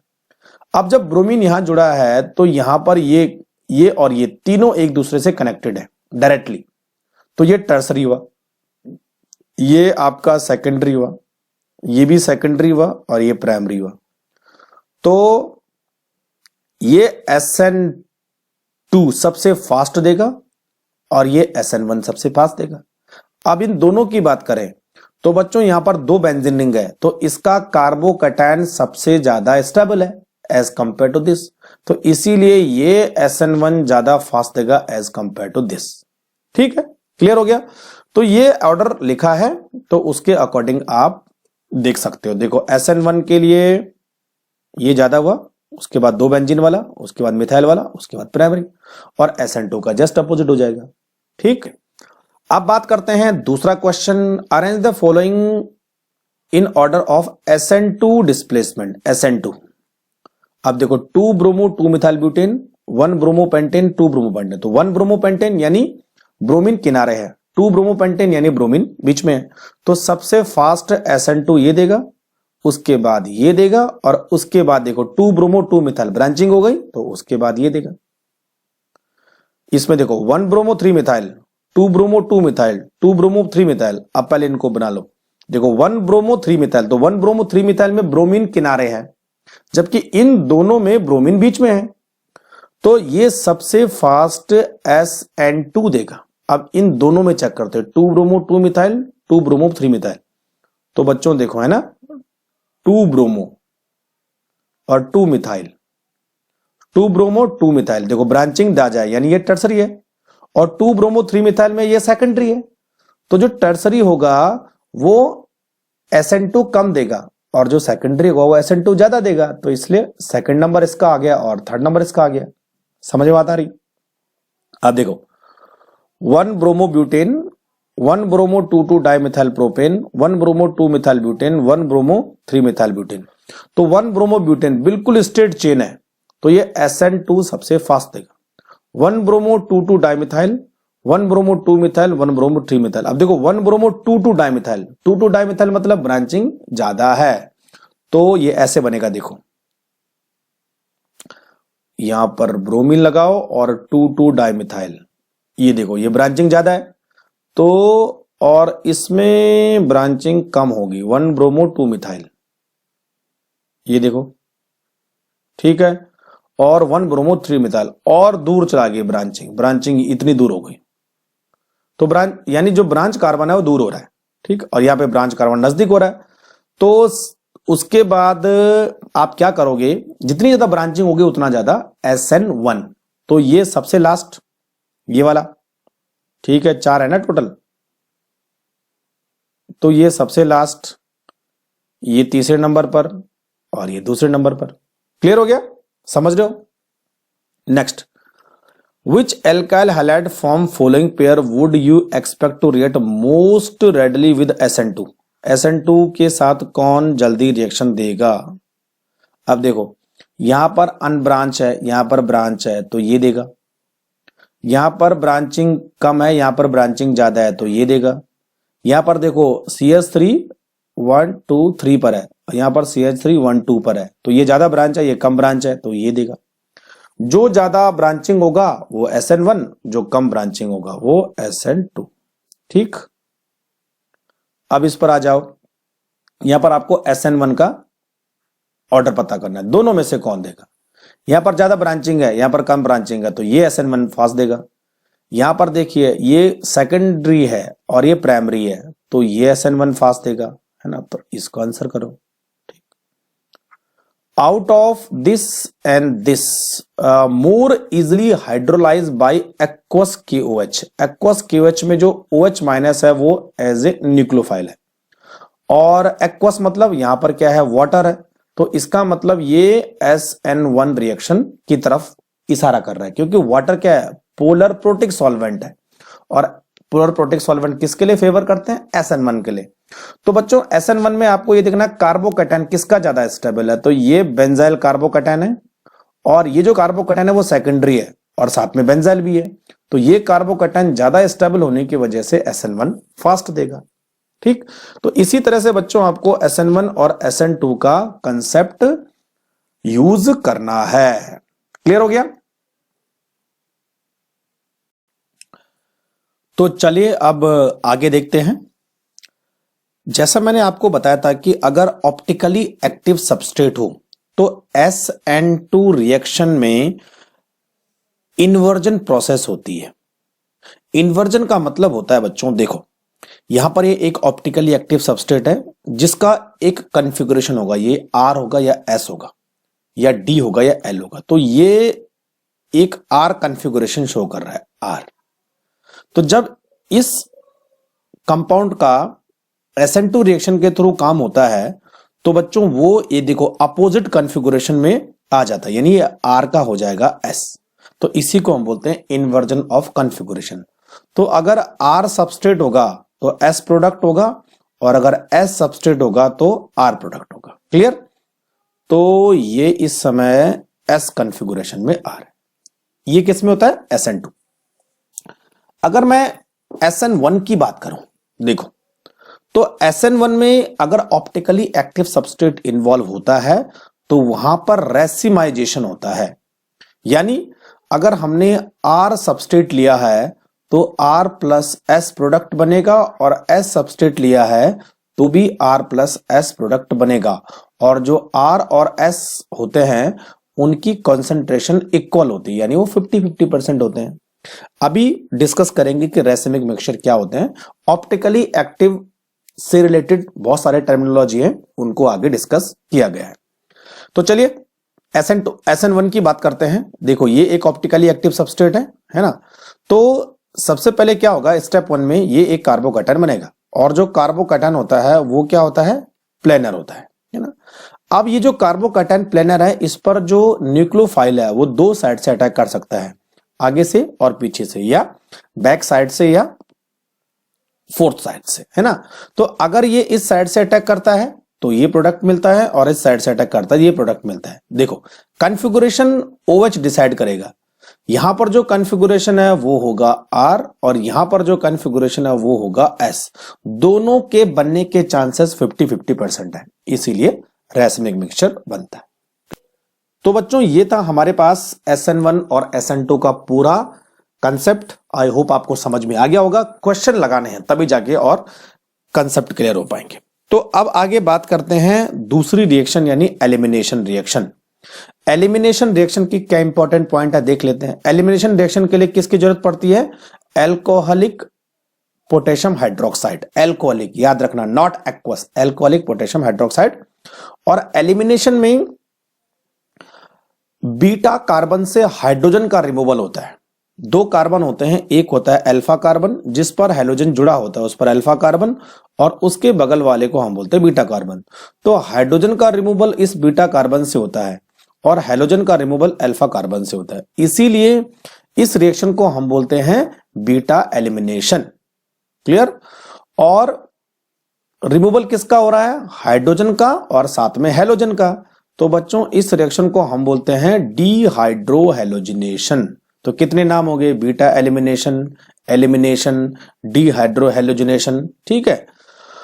अच्छा, अब इसमें जो प्रोडक्ट बनेगा वो हमेशा अनसैचुरेटेड कंपाउंड होता है, यानी एक एल्कीन होगी। एलिमिनेशन का हमेशा एल्कीन प्रोडक्ट बनता है। क्लियर? अब यहां पर बच्चों एक साइंटिस्ट थे जिनका नाम था अलेक्जेंडर जेस्टेव। इन्होंने कुछ रूल्स दिए हैं कि कौन सी टाइप की एल्कीन बनेगी, तो उसी के नाम पर इनको हम जेस्टेव एलिमिनेशन बोलते हैं। और इन्होंने एक रूल दिया था जिसका नाम है सेट-जेफ रूल। तो जो भी एल्कीन बनेगी वो सेट-जेफ रूल के अकॉर्डिंग बनेगी। अब देखिए इस रूल के अकॉर्डिंग अगर किसी अनसिमेट्रिकल एल्किल हैलाइड में एलिमिनेशन करते हैं तो अनसिमेट्रिकल एल्किल हैलाइड में दो जगह से प्रोटॉन का रिमूवल हो सकता है। तो जहां पर Br जुड़ा है उसको अल्फा कार्बन मानते हैं, और एक ये बीटा कार्बन और एक ये बीटा कार्बन। इस समय दो चॉइस है कि इस बीटा कार्बन से हाइड्रोजन निकाले या इस बीटा कार्बन से। तो बच्चों सेट-जेफ रूल के अकॉर्डिंग उस बीटा कार्बन से हाइड्रोजन निकलता है जिस पर नंबर ऑफ हाइड्रोजन कम होते हैं। तो यहां पर नंबर ऑफ हाइड्रोजन कितने हैं? 3, और यहां पर नंबर ऑफ हाइड्रोजन कितने हैं? 2। यानी यहां से हाइड्रोजन निकलेगा तो मेजर प्रोडक्ट बनेगा और यहां से हाइड्रोजन निकलेगा तो माइनर बनेगा। अब देखो, जब बीच से हाइड्रोजन निकला तो डबल बॉन्ड यहां पर आया, तो ये मेजर प्रोडक्ट हुआ 81%, और अगर हाइड्रोजन यहां से निकला तो डबल बॉन्ड यहां आया, ये हुआ माइनर प्रोडक्ट, और कंसंट्रेशन कितनी है? 19%, है ना। तो ये किसके अकॉर्डिंग है? सेट-जेफ रूल के अकॉर्डिंग होता है। तो याद रखना, कोई अनसिमेट्रिकल एल्कीन हो, जैसे यहां पर अनसिमेट्रिकल एल्किल हैलाइड हो, जैसे इन्होंने लिया है 2-ब्रोमोपेंटेन। क्लियर? दो चीजें और आपको समझनी है, एलिमिनेशन वर्सेस सब्स्टिट्यूशन। अब देखिए बच्चों, जब कोई एल्काइल हैलाइड कुछ कंडीशन में कुछ विशेष न्यूक्लियोफाइल के साथ रिएक्शन करता है तो उसके पास दो ऑप्शन होते हैं, या तो उसका एलिमिनेशन होगा या तो उसका सब्स्टिट्यूशन होगा। अब एलिमिनेशन होगा या सब्स्टिट्यूशन होगा, ये किन चीजों पर डिपेंड करता है, पहले वो नोट कर लीजिए। ये डिपेंड करता है कि एल्काइल हैलाइड का नेचर कैसा है। दूसरा, जो आप न्यूक्लियोफाइल ले रहे हो उसकी स्ट्रेंथ और उसका साइज, यानी स्ट्रेंथ और साइज ऑफ बेस या न्यूक्लियोफाइल। और तीसरा, रिएक्शन कंडीशन। तीन चीजें, एल्काइल हैलाइड का नेचर, न्यूक्लियोफाइल की स्ट्रेंथ और साइज, और तीसरी है रिएक्शन कंडीशन। ठीक है। अगर बच्चों कोई बल्कियर न्यूक्लियोफाइल होता है, जैसे यहां पर देखिए, इन दो एग्जाम्पल से हम इसको बहुत अच्छी तरह से समझेंगे, है ना। यहां पर सबस्ट्रेट एक जैसा है और उस पर हैलोजन भी एक जैसा जुड़ा है, लेकिन यहां पर जो न्यूक्लियोफाइल है वो बल्की है। बल्की का मतलब होता है ब्रांचिंग है, कई सारे उसमें मिथाइल चेन जुड़ी है, तो ये टर्सरी ब्यूटॉक्साइड है। जबकि यहां पर जो न्यूक्लियोफाइल है वो सिंपल इथॉक्साइड है। जो टर्सरी ब्यूटॉक्साइड है वो स्ट्रॉन्ग बेस होता है एज कंपेयर टू इथॉक्साइड।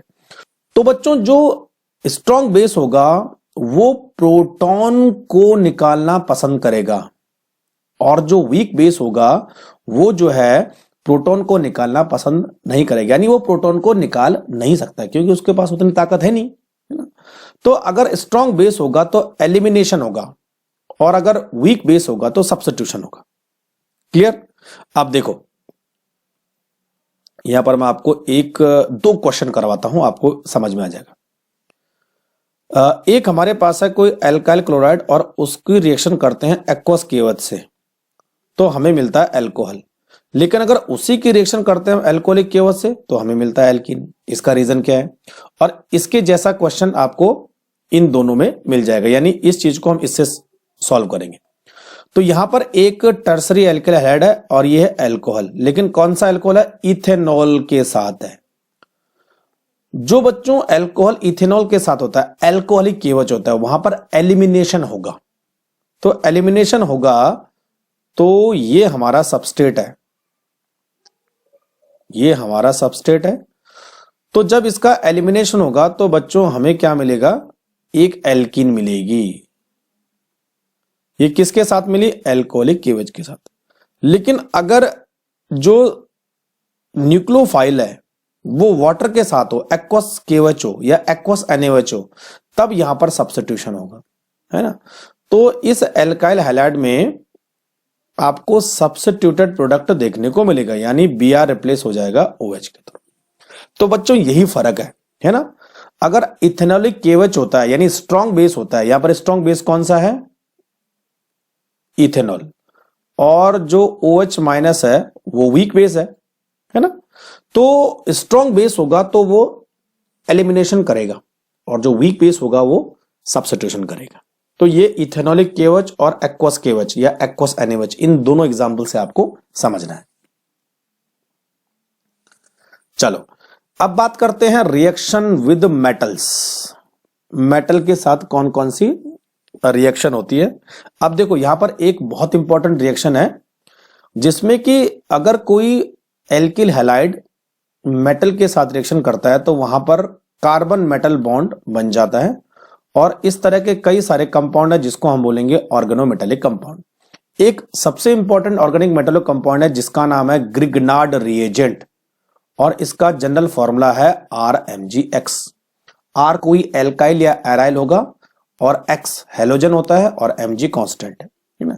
तो जब किसी एल्काइल हैलाइड की, इसको आप R और X भी मान सकते हो, किसके साथ रिएक्शन होगी? मैग्नीशियम के साथ, in the presence of dry ether, ये ध्यान रखना है ना, ड्राई ईथर, तो आपको मिलता है RMgX। देखो RMgX, इसी को हम बोलते हैं ग्रिग्नार्ड रेजेंट, या इसका नाम है एल्काइल मैग्नीशियम हैलाइड, और एल्काइल को यहां पर स्पेसिफाई किया गया है तो इथाइल मैग्नीशियम ब्रोमाइड। क्लियर? अब यहां पर जो ग्रिग्नार्ड रेजेंट है उसकी बॉन्डिंग आपको समझनी है। देखो, तो R और Mg के बीच में जो बॉन्डिंग है वो कोवेलेंट है, और Mg और X के बीच में जो बॉन्डिंग है वो आयनिक है। ठीक है, और ये जो मॉलिक्यूल है वो हाईली पोलर होता है, हाईली पोलर। ठीक, अब पोलर होने की वजह से यहां पर जो R माइनस है वो एज ए न्यूक्लियोफाइल की तरह काम करेगा, है ना। और बच्चों ये जो हमारा ग्रिग्नार्ड रेजेंट है वो जब किसी ऐसे कंपाउंड जिसके पास प्रोटॉन है उसके साथ रिएक्शन करता है, यानी सोर्स ऑफ प्रोटॉन के साथ रिएक्शन करता है, तो हमेशा हाइड्रोकार्बन बनाता है। ठीक, अब ऐसे कौन से कंपाउंड है जिनके पास प्रोटॉन है? जैसे वाटर है, अल्कोहल है, अमाइन है, कार्बोक्सिलिक एसिड है, ठीक है, एल्काइन है, इन सबके पास प्रोटॉन है। तो इन सबके साथ जब ये रिएक्शन करेगा तो हमेशा क्या बनेगा? हाइड्रोकार्बन बनेगा। और कौन सा हाइड्रोकार्बन बनेगा ये डिपेंड करेगा कि R कौन सा है, ये इसके पास R कौन सा है। ठीक, अब मैं आपको एक रिएक्शन करके बताता हूं। जैसे RMgX है और यहां पर H और कंपाउंड है, तो ये प्रोटॉन है, तो ये प्रोटॉन निकलेगा और यहां से R निकलेगा, और हमेशा आपको एक हाइड्रोकार्बन मिलेगा। ठीक, इसलिए जब भी ग्रिग्नार्ड रेजेंट की रिएक्शन होती है तो हमेशा मॉइस्चर को अवॉइड किया जाता है, यानी उसमें मॉइस्चर नहीं रखते। अगर मॉइस्चर रखेंगे तो उसके साथ वाटर होगा, तो वाटर होगा तो आपका दूसरा प्रोडक्ट बनने के बजाय हाइड्रोकार्बन बन जाएगा। ठीक, अब यहां पर हम इस क्वेश्चन से इसको समझते हैं। यहां पर आपको ABCDER R1 फाइंड आउट करना है। देखो, ये RX है, Mg है, ड्राई ईथर, तो यहां पर क्या बनेगा? Grignard Regent. तो कौन सा ग्रिग्नार्ड रेजेंट बनेगा? ये R और बीच में Mg और X। ठीक, ये बना, ये हुआ हमारा A, और उसके बाद वाटर। तो जब ये वाटर के साथ रिएक्शन करेगा तो क्या बनेगा? हाइड्रोकार्बन बनेगा। तो इतना हिस्सा तो R हो गया, और इससे क्या निकलेगा? H निकलेगा। तो ये पूरा के पूरा ये बन जाएगा, और प्लस Mg एक साइड OH और एक साइड X लग जाएगा, तो साइक्लोहेक्सेन हमारा B हो जाएगा। ठीक है बच्चों, अब देखो RBr Mg ड्राई ईथर, तो यहां हो जाएगा RMgBr, और D2O, तो D2 में D as a proton, proton तो नहीं बोलेंगे, इसे ड्यूटेरियम बोलेंगे, तो D लगाना यहां से, तो यहां हुआ RMgBr प्लस D2O, तो D2 में D प्रोटॉन के जैसे है, तो आंसर हो जाएगा बच्चों RD प्लस MgOD और Br। तो RD हमारा क्या हो गया? ये देखो RD बनाना, ये वाला R और ये D। अच्छा, यहां पे पूछ रहा R क्या है, तो ये वाला हिस्सा R है, क्योंकि ये वहीं से आया ना, ये R है, इतना R हो जाएगा। अब आपको फाइंड आउट करना है R1। अब देखिए बच्चों, ये रिएक्शन जो है सोडियम और ईथर के प्रेजेंस में हो रही है, तो इसको हम बोलेंगे वुर्ज रिएक्शन। अभी आगे मैं एक्सप्लेन करूंगा। और ये एक सिमेट्रिकल हाइड्रोकार्बन बना रहा है, तो जब भी ऐसा कुछ कंसेप्ट आता है ना, तो इसको आप ब्रेक डाउन करो, तो इतना हिस्सा R हो जाएगा और इतना हिस्सा दूसरा R हो जाएगा ना। लेकिन जहां से ब्रेक डाउन हुआ वहीं से आप हेलोजन जोड़ना है। तो यहां पे बच्चों हेलोजन कहां जोड़ोगे? इस तरह से, देखो ये R मैंने बना दिया और यहां हेलोजन जोड़ोगे X, तो टर्सरी ब्यूटाइल क्लोराइड RX हो जाएगा। और जब ये Mg के साथ रिएक्शन करेगा तो यहां पर लग जाएगा MgX, यानी D हो जाएगा। और जब ये H2O के साथ रिएक्शन करेगा तो बच्चों ये हो जाएगा हमारे पास 2 मिथाइल प्रोपेन। ठीक है, तो ये हो जाएगा E। तो अब समझ में आ गया सब कैसे बन गए। तो इसी तरह आपको प्रैक्टिस करनी है। चलो, अब नेक्स्ट कंसेप्ट है नेम रिएक्शन। कौन कौन सी नेम रिएक्शन है? तो लगभग इसमें 6 नेम रिएक्शन है, वो आपको पढ़नी है। ठीक, पहली है वुर्ज रिएक्शन। वुर्ज रिएक्शन में क्या होता है, एक एल्काइल हैलाइड, ध्यान रखना एल्काइल हैलाइड और सोडियम और यहां ईथर। वुर्ज वाली जितनी रिएक्शन है वो हमेशा ड्राई ईथर की प्रेजेंस में होते हैं। किसकी प्रेजेंस में, ड्राई ईथर। तो क्या बनेगा, एक सिमेट्रिकल हाइड्रोकार्बन बन जाएगा। लेकिन दोनों सबस्ट्रेट कौन से होंगे, एल्काइल हैलाइड। वुर्ज फिटिक भी सब कुछ सेम है, लेकिन इसमें एक एराइल और एक एल्काइल होता है। तो आपको इस तरह का कंपाउंड मिल जाएगा, यानी एल्काइल और एराइल का कॉम्बिनेशन, लेकिन बनेगा हाइड्रोकार्बन। और फिटिक की बात करें तो इसमें 2 मॉलिक्यूल एराइल हैलाइड होते हैं। तो इस तरह से 2 बेंजीन रिंग आपस में जुड़ जाएगी, जिनका नाम है डाइफेनाइल। तो वुर्ज में 2 एल्काइल, फिटिक में, वुर्ज फिटिक में एल्काइल और एराइल, फिटिक में दोनों एराइल। सैंडमेयर रिएक्शन, ये अमीन वाले चैप्टर में काफी इंपॉर्टेंट है। यहां पर भी मेथड ऑफ प्रिपरेशन के हिसाब से ये रखा गया था। सैंडमेयर में क्या होता है बच्चों, जब एक डायजोनियम सॉल्ट, इसका नाम है benzene diazonium halide, cuprous halide, Cu2X2, इस चीज का ध्यान रखना है, Cu2X2 है ना, इसकी प्रेजेंस में आता है तो ये पूरा के पूरा ग्रुप निकल जाता है एक न्यूक्लियोफाइल के थ्रू। तो न्यूक्लियोफाइल कौन सा है, X माइनस है, और न्यूक्लियोफाइल यहां पर जुड़ जाता है। यानी आपको एक एराइल हैलाइड मिल जाएगा, यानी क्लोरोबेंजीन और ब्रोमोबेंजीन मिल जाएगा, अगर X की जगह Cl और Br होगा और साथ में N2 गैस मिल जाती। इसी को हम बोलते हैं सैंडमेयर रिएक्शन। तो सैंडमेयर रिएक्शन में आप क्लोरोबेंजीन, ब्रोमोबेंजीन और इवन आइडोबेंजीन तक भी बना सकते हो, लेकिन फ्लोरोबेंजीन नहीं बनता है ना, याद रखना। अब अगर आइडोबेंजीन बनाना हो तो क्यूप्रस हैलाइड की जरूरत नहीं पड़ेगी, डायरेक्ट आप Ki के साथ इसको हीट करो और यहां पर जो न्यूक्लियोफाइल है वो इस ग्रुप को रिप्लेस कर देगा और खुद उसकी जगह में आ जाएगा। तो बच्चों जो सैंडमेयर रिएक्शन है ना, वो एक तरह की न्यूक्लियोफिलिक सब्स्टिट्यूशन रिएक्शन है। ठीक, अब ये रिएक्शन दे रखी है, ये डायजोटाइजेशन रिएक्शन है, इसकी जरूरत अभी नहीं पड़ेगी। जो एनिलीन जो है NaNO2 और HX की प्रेजेंस में क्या बनाता है, बेंजीन डायजोनियम हैलाइड बनाता है। तो ये डायजोटाइजेशन रिएक्शन है, तब जाके ये डायजोनियम सॉल्ट सैंडमेयर रिएक्शन करेगा। ठीक, अब बात करते हैं फिंकस्टीन रिएक्शन।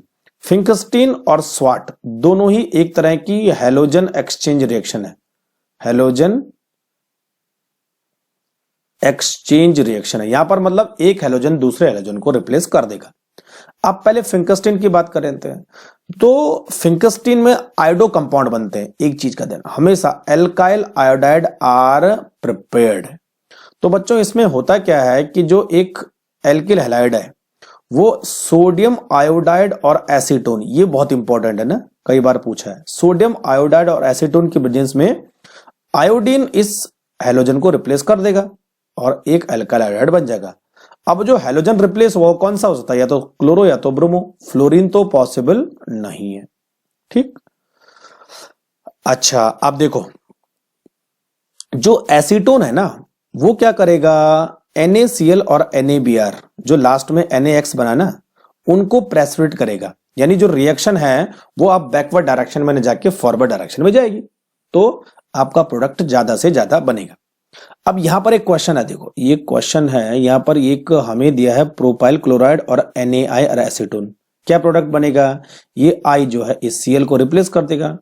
तो यहां पर बच्चों आपको मिलेगा प्रोपाइल आयोडाइड और NaCl as a by product.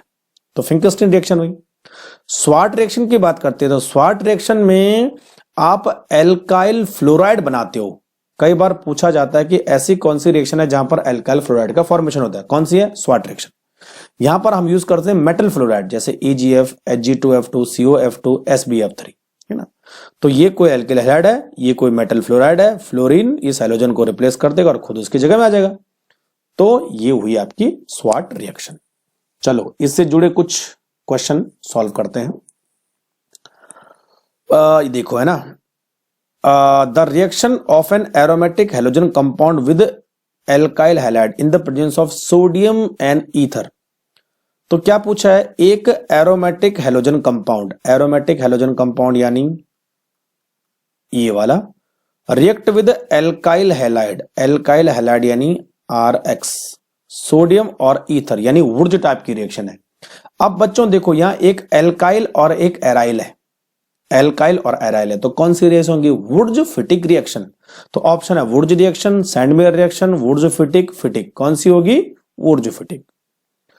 दूसरा, इन फिंकस्टीन रिएक्शन रिएक्टेंट्स आर यूज, कौन से रिएक्टेंट हमने लिखे थे? सोडियम आयोडाइड एंड एसीटोन, कहीं है ये देखो, sodium iodide and acetone is the correct answer. ठीक, इस तरह सॉल्व करना है।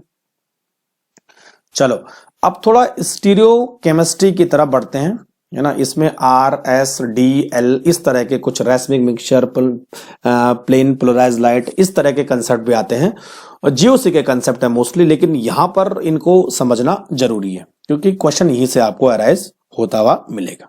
अब देखो, तो हेडिंग है some basic stereochemical principle and notation. पहला है प्लेन पोलराइज लाइट। ये कौन सी लाइट होती है? अगर हम ऑर्डिनरी लाइट को, एक फिल्टर होता है जिसका नाम है निकोल प्रिज्म, ऊपर लिखा मैंने, निकोल प्रिज्म से पास कराएं तो ये क्या करता है, लाइट के सारे डायरेक्शन को कट कर देता, केवल एक ही डायरेक्शन बढ़ता है। तो इस टाइप की लाइट को हम बोल देंगे plane polarise light. Ordinary light में मॉलिक्यूल के वाइब्रेशन हर डायरेक्शन में होते हैं। जो प्लेन पोलराइज लाइट है उसमें मॉलिक्यूल के वाइब्रेशन केवल एक ही डायरेक्शन में होंगे। क्लियर? Second, optical activity. अगर कोई कंपाउंड इस लाइट को, जो ऊपर हमें मिली है प्लेन पोलराइज लाइट, इसके लिए सेंसिटिव होता है, यानी इसको रोटेट कर देता है, तो वो कंपाउंड कहलाता है ऑप्टिकली एक्टिव कंपाउंड, है ना।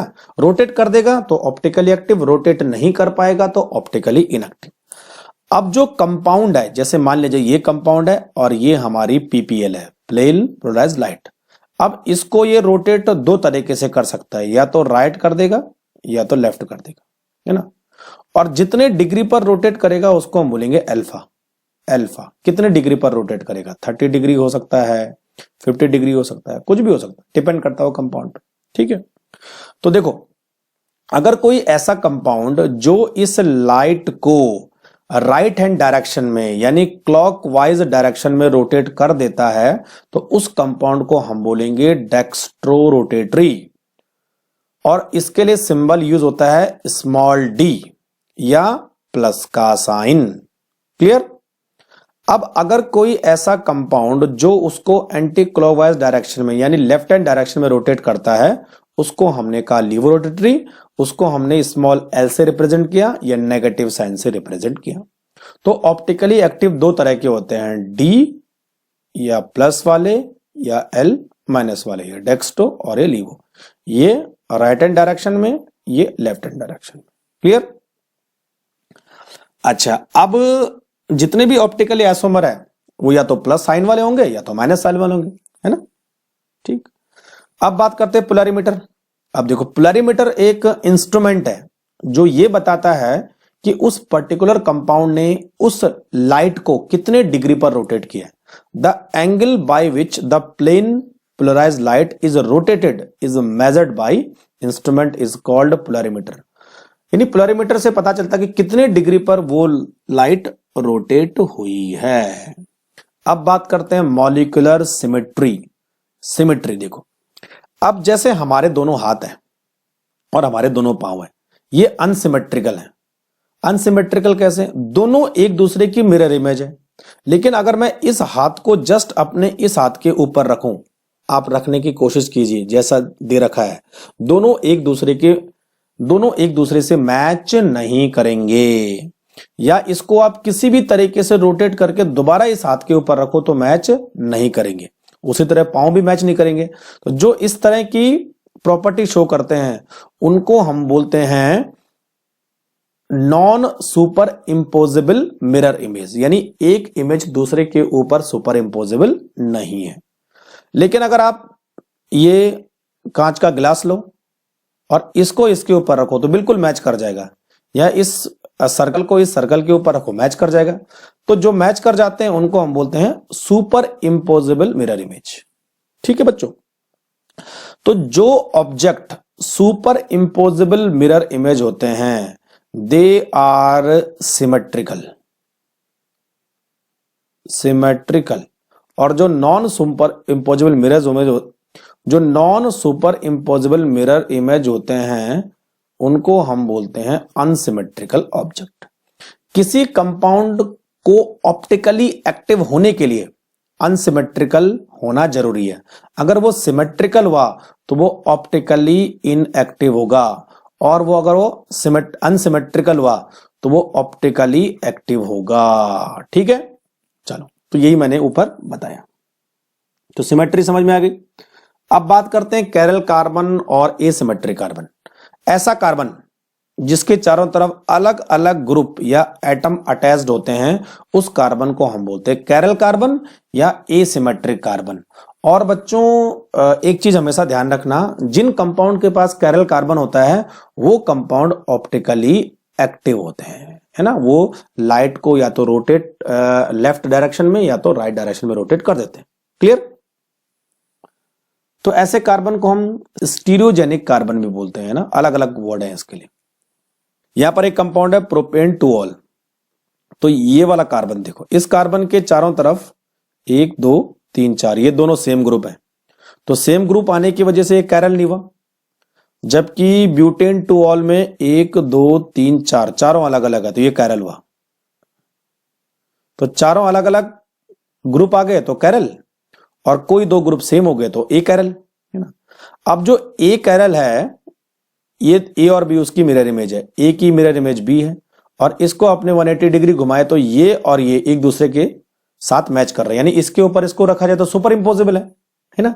तो जो सुपर इंपोजिबल होते हैं वो कभी भी ऑप्टिकली एक्टिव नहीं होते हैं। लेकिन आप इसको किसी भी डायरेक्शन में घुमा, देखो 180 भी घुमाया, इसके ऊपर रखो तो कभी भी मैच नहीं करेगा। तो इनको हम बोलते हैं non super impossible mirror image. तो जो नॉन सुपर इंपोजिबल होते हैं वो ऑप्टिकली एक्टिव होते हैं, यानी उनमें कैरल कार्बन होता है, और जो सुपर इंपोजिबल मिरर इमेज होते हैं वो ऑप्टिकली इनएक्टिव होते हैं, उनमें कैरल कार्बन नहीं होता है। ठीक है बच्चों, तो हम ये बोल सकते हैं कि butane two ol is optically active compound because it has chiral carbon. ठीक, अब कई सारे ऐसे मॉलिक्यूल है जहां पर कैरल कार्बन आपको फाइंड आउट करने के लिए बोला जाएगा, जैसे 2 क्लोरोब्यूटेन, इसमें भी कैरल कार्बन है देखो। तो ये 4 कार्बन और यहां पर Cl, तो ये वाला कार्बन देखो, ये वाला है ना, 1 2 3 और ये पूरे 4। 2,3 डाइहाइड्रोक्सी प्रोपेनल, 2,3 डाइहाइड्रोक्सी प्रोपेनल, ये देखो OH और OH है ना। तो इस कार्बन की अगर हम बात करें तो 1 2 3 और ये 4 कैरल कार्बन है। इसी तरह जो है, हाँ ये भी कैरल कार्बन है, ये वाला कैरल कार्बन है ना। इसमें भी कैरल कार्बन है, आप चेक कर सकते हो, ये Br वाला एक, ये वाला कैरल कार्बन, सॉरी ये वाला 1 2 3 और 4 है ना, इसमें भी कैरल कार्बन है, आप चेक करना। तो पूछा जाएगा आपसे कि कौन सा कार्बन कैरल है, तो आपको क्या करना है, स्ट्रक्चर बनाना है और उस कार्बन को ढूंढना है जिस कार्बन के चारों तरफ अलग अलग ग्रुप या एटम लगे होंगे। हो सकता है कि 4 कार्बन हो, 4 में से एक ही कैरल कार्बन हो, तो उस कार्बन को फाइंड आउट करना है। अब बात करते हैं कैरलिटी। कैरलिटी का मतलब ऐसे मॉलिक्यूल जो एक दूसरे की non super impossible mirror image होते हैं, उनको हम बोलते हैं कैरल कार्बन, और कंपाउंड की इसी प्रॉपर्टी को हम बोलते हैं कैरलिटी। ठीक है, तो कैरलिटी का मतलब क्या हुआ, they are non super impossible mirror image, they must have chiral carbon. अब बात करते हैं इनएंशियोमर, ये बहुत इंपॉर्टेंट है। अब देखो बच्चों, एक कैरल कार्बन ये रहा, एक कैरल कार्बन ये रहा, एक मॉलिक्यूल ये, एक मॉलिक्यूल है। अब दोनों मॉलिक्यूल एक दूसरे के मिरर इमेज होते हैं, ठीक। और कौन सी मिरर इमेज, नॉन सुपर इंपोजिबल, यानी दोनों मिरर इमेज एक दूसरे को सुपर इंपोज नहीं करेंगी। अगर दूसरे को उठा के पहले के ऊपर रख दिया जाए तो कभी भी वो मैच नहीं करेगा, तो ये हुआ नॉन सुपर इंपोजिबल। तो 2 ऐसे कंपाउंड जो एक दूसरे की non super impossible mirror image होते हैं उनको हम इनएंशियोमर बोलते हैं। क्लियर। और इनएंशियोमर की खास बात क्या है, इनकी फिजिकल प्रॉपर्टी एक जैसी होती है। इनएंशियोमर हैज आइडेंटिकल फिजिकल प्रॉपर्टी, जैसे melting point, boiling point, refractive index वगैरह वगैरह, है ना। दोनों इनएंशियोमर एक दूसरे से कैसे डिफरेंट होंगे, लाइट के रोटेशन के लिए। अगर एक लाइट को लेफ्ट हैंड डायरेक्शन में रोटेट करेगा तो दूसरा उसको राइट करेगा, यानी ये अगर राइट कर रहा है तो ये लेफ्ट करेगा।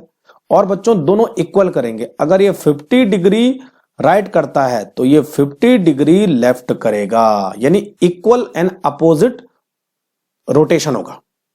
ठीक, तो ऐसा हम बोल सकते हैं कि अगर एक डेक्स्ट्रो है तो दूसरा लीवो होगा, और अलग ये अगर ये डेक्स्ट्रो है तो ये लीवो होगा, इन दोनों एक दूसरे के जस्ट अपोजिट होंगे।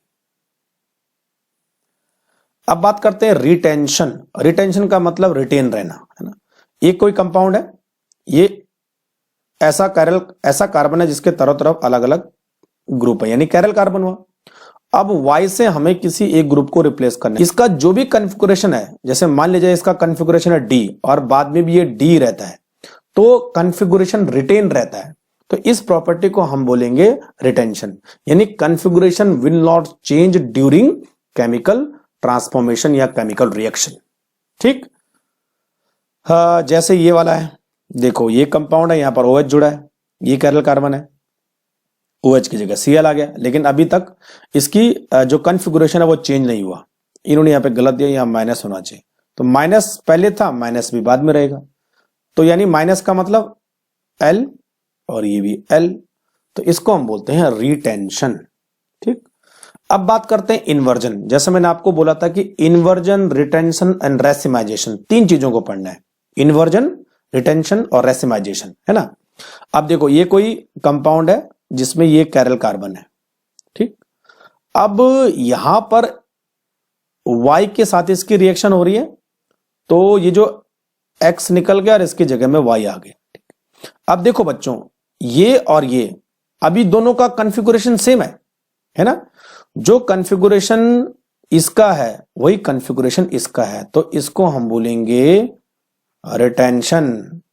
लेकिन अगर मैं इस साइड की बात करूं, B की बात करूं, तो इसका कॉन्फ़िगरेशन और इसका कॉन्फ़िगरेशन दोनों एक दूसरे के जस्ट अपोजिट है, इसका मतलब इसको हम बोलेंगे इन्वर्जन। इन्वर्जन मतलब कॉन्फ़िगरेशन का चेंज होना। अगर ये L है तो ये D होगा, और अगर ये D है तो ये L होगा। ठीक, चेंज हो गया पूरा। अब देखो यहां पर हमने A और B लिखा है, मतलब ये अगर D है तो ये L होगा, तो A जो है D है और B क्या है, L है, और दोनों एक दूसरे से इक्वल कंसंट्रेशन में है, तो इस तरह के मिक्सचर को हम बोलते हैं रैसिमिक मिक्सचर या रेसिमाइजेशन। अभी आगे आएगा, है ना। तो रिटेंशन, इन्वर्जन और रेसिमाइजेशन, तीनों चीजें आ गई। अब बात करते हैं रेसिमाइजेशन। जैसे मैंने आपको समझाया, यानी दो अगर इनेंशियोमर इक्वल कंसंट्रेशन में मिक्स है, तो उनका जो मिक्सचर है उस मिक्सचर को हम बोलेंगे रेसिमिक मिक्सचर, और इस प्रोसेस को हम बोलेंगे रेसिमाइजेशन। अब देखिए बच्चों, दो इनेंशियोमर यानी एक D और दूसरा L, एक D और दूसरा L, L का रोटेशन मान लिया जाए -50 है, तो D का कितना होगा, +50, और दोनों इक्वल कंसंट्रेशन में है, तो जो टोटल ऑप्टिकल रोटेशन होगा वो 0 होगा।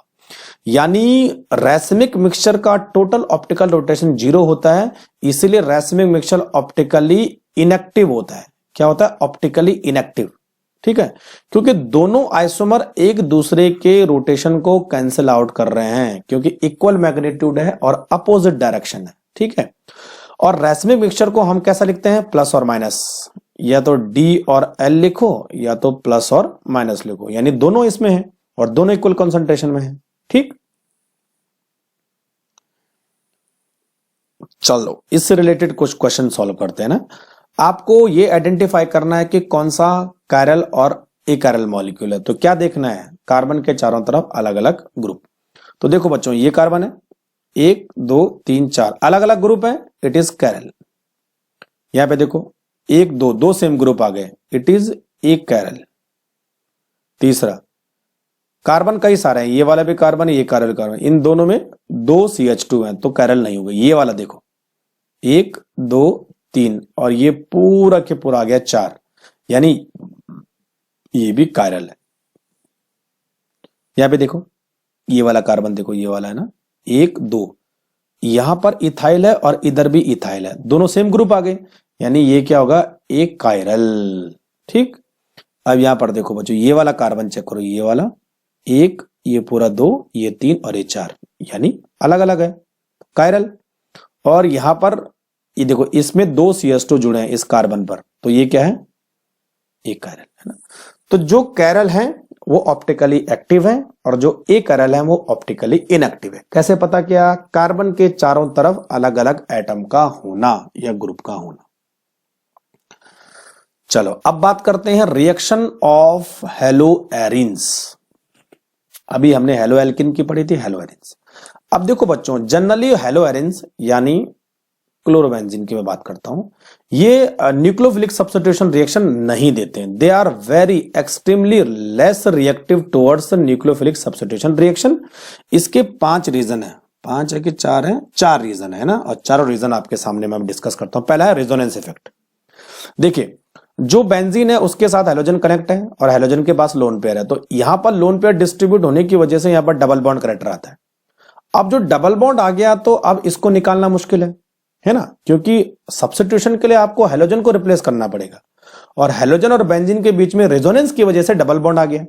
तो डबल बॉन्ड क्या है, सिंगल बॉन्ड से ज्यादा स्ट्रांग होता है, इसीलिए इसको निकालना मुश्किल होता है, तो रिएक्टिविटी कम हो गई। दूसरा, हाइब्रिडाइजेशन किसके बीच में, कार्बन और हेलोजन के बीच में। अब यहां पर है sp2 और अगर मैं इसकी बात करूं तो sp3 है ना। अब जो sp2 है वो ज्यादा इलेक्ट्रोनेगेटिव है एज कंपेयर टू sp3। तो इलेक्ट्रोनेगेटिव का मतलब ये यहां पर इलेक्ट्रॉन को ज्यादा टाइटली हेल्ड करेगा और ज्यादा टाइटली हेल्ड करेगा तो जो बॉन्ड है वो वीक, वो स्ट्रांग हो जाएगा। यानी अगर इलेक्ट्रॉन खींचेंगे तो एटम नजदीक आएंगे तो बॉन्ड स्ट्रांग होगा, तो उसको तोड़ना मुश्किल है। अब देखो यहां पर 177 पिकोमीटर कार्बन क्लोरीन की बॉन्ड लेंथ है और अगर मैं हेलो एरिन की बात करूं तो यहां पर कम हो गया, देखो 169, तो बॉन्ड लेंथ कम हो गई यानी बॉन्ड स्ट्रांग हो गया। अगेन बॉन्ड को तोड़ना मुश्किल है। ठीक, 2 और रीजन है, इनस्टेबिलिटी ऑफ फिनाइल कैटायन। देखो अगर आपके पास बेंजीन रिंग है और यहां पर हेलोजन जुड़ा है, इसको आप निकाल दोगे तो बेंजीन जो है इस तरह कार्बोकैटायन में कन्वर्ट हो जाएगा, लेकिन इसमें प्लस चार्ज डबल बॉन्ड पर कनेक्टेड है, तो इस तरह का जो कैटायन होगा वो अनस्टेबल होता है, अगेन प्रोडक्ट नहीं बन पाएगा। और सबसे लास्ट रीजन है पॉसिबल रिपल्शन, है ना। जो बेंजीन है वो नेगेटिव चार्ज से भरी पड़ी है और जो आपका न्यूक्लियोफाइल है वो भी नेगेटिव है, तो नेगेटिव और नेगेटिव के बीच में क्या होगा, रिपल्शन होगा। अगेन न्यूक्लियोफाइल वहां पर आसानी से अटैक नहीं कर पाएगा। तो इन 4 रीजन की वजह से हेलो एरिन हेलो एल्केन से कम रिएक्टिव होती है। तो कभी भी आपके पास क्वेश्चन मिले तो सबसे पहले एल्काइल हैलाइड को लगाना हुआ, उसके बाद एल हैलाइड। ठीक, चलो अगर इन केस आपको न्यूक्लियोफिलिक सब्स्टिट्यूशन रिएक्शन करनी पड़े हेलो एरिन में, तो हाई टेम्परेचर और हाई प्रेशर की जरूरत पड़ती है। देखो यहां पर ध्यान रखिए, है ना, यहां पर एक क्लोरोबेंजीन हमने लिया और ये NaOH जिसमें OH एज ए न्यूक्लियोफाइल की तरह काम कर रहा है, तो वो इसको रिप्लेस कर देगा, लेकिन नॉर्मल कंडीशन और प्रेशर में नहीं करेगा। हाई टेम्परेचर और हाई प्रेशर चाहिए तब जाके ये फिनॉल बनाएगा। तो क्लोरोबेंजीन से फिनॉल बन रहा है, कौन सी रिएक्शन के थ्रू, न्यूक्लियोफिलिक सब्स्टिट्यूशन रिएक्शन। ठीक, अब एक और चीज इंपॉर्टेंट है, अगर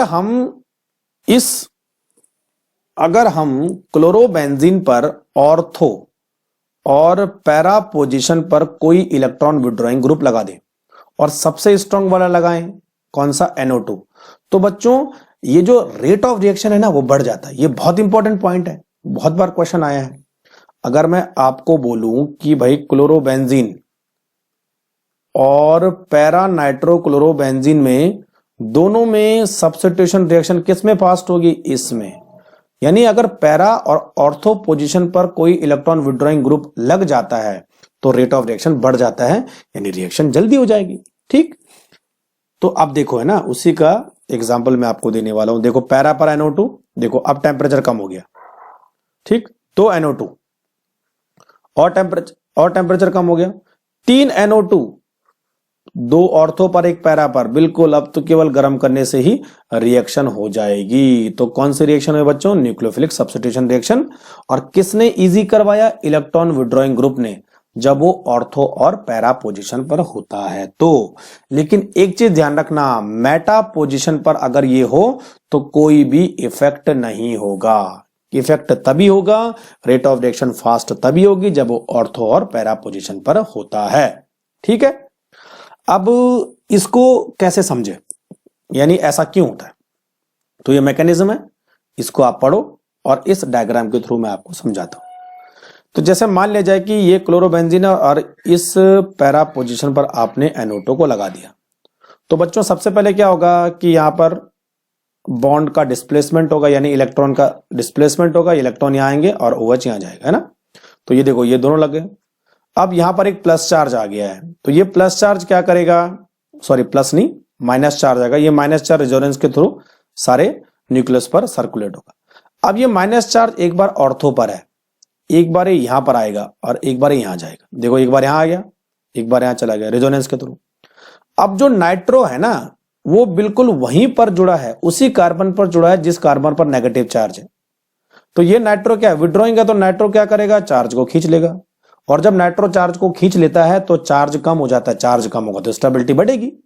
तो यही रीजन है, जब क्लोरोबेंजीन की ऑर्थो और पैरा पोजीशन पर इलेक्ट्रॉन विड्रॉइंग ग्रुप होगा तो वो नेगेटिव चार्ज को अपनी तरफ विड्रॉ कर लेगा, चार्ज कम होगा तो स्टेबिलिटी बढ़ेगी, और जब स्टेबिलिटी बढ़ती है तो रेट ऑफ रिएक्शन भी बढ़ता है। ठीक, लेकिन अगर ये मेटा पर हुआ तो बच्चों मेटा पर एक चार्ज को नहीं खींच पाता, क्योंकि चार्ज तो ऑर्थो और पैरा पर है, मेटा के सामने तो चार्ज है ही नहीं और ग्रुप मेटा पर लगा है, तो चार्ज विड्रॉ नहीं होगा तो रेट ऑफ रिएक्शन पर कोई फर्क नहीं पड़ेगा।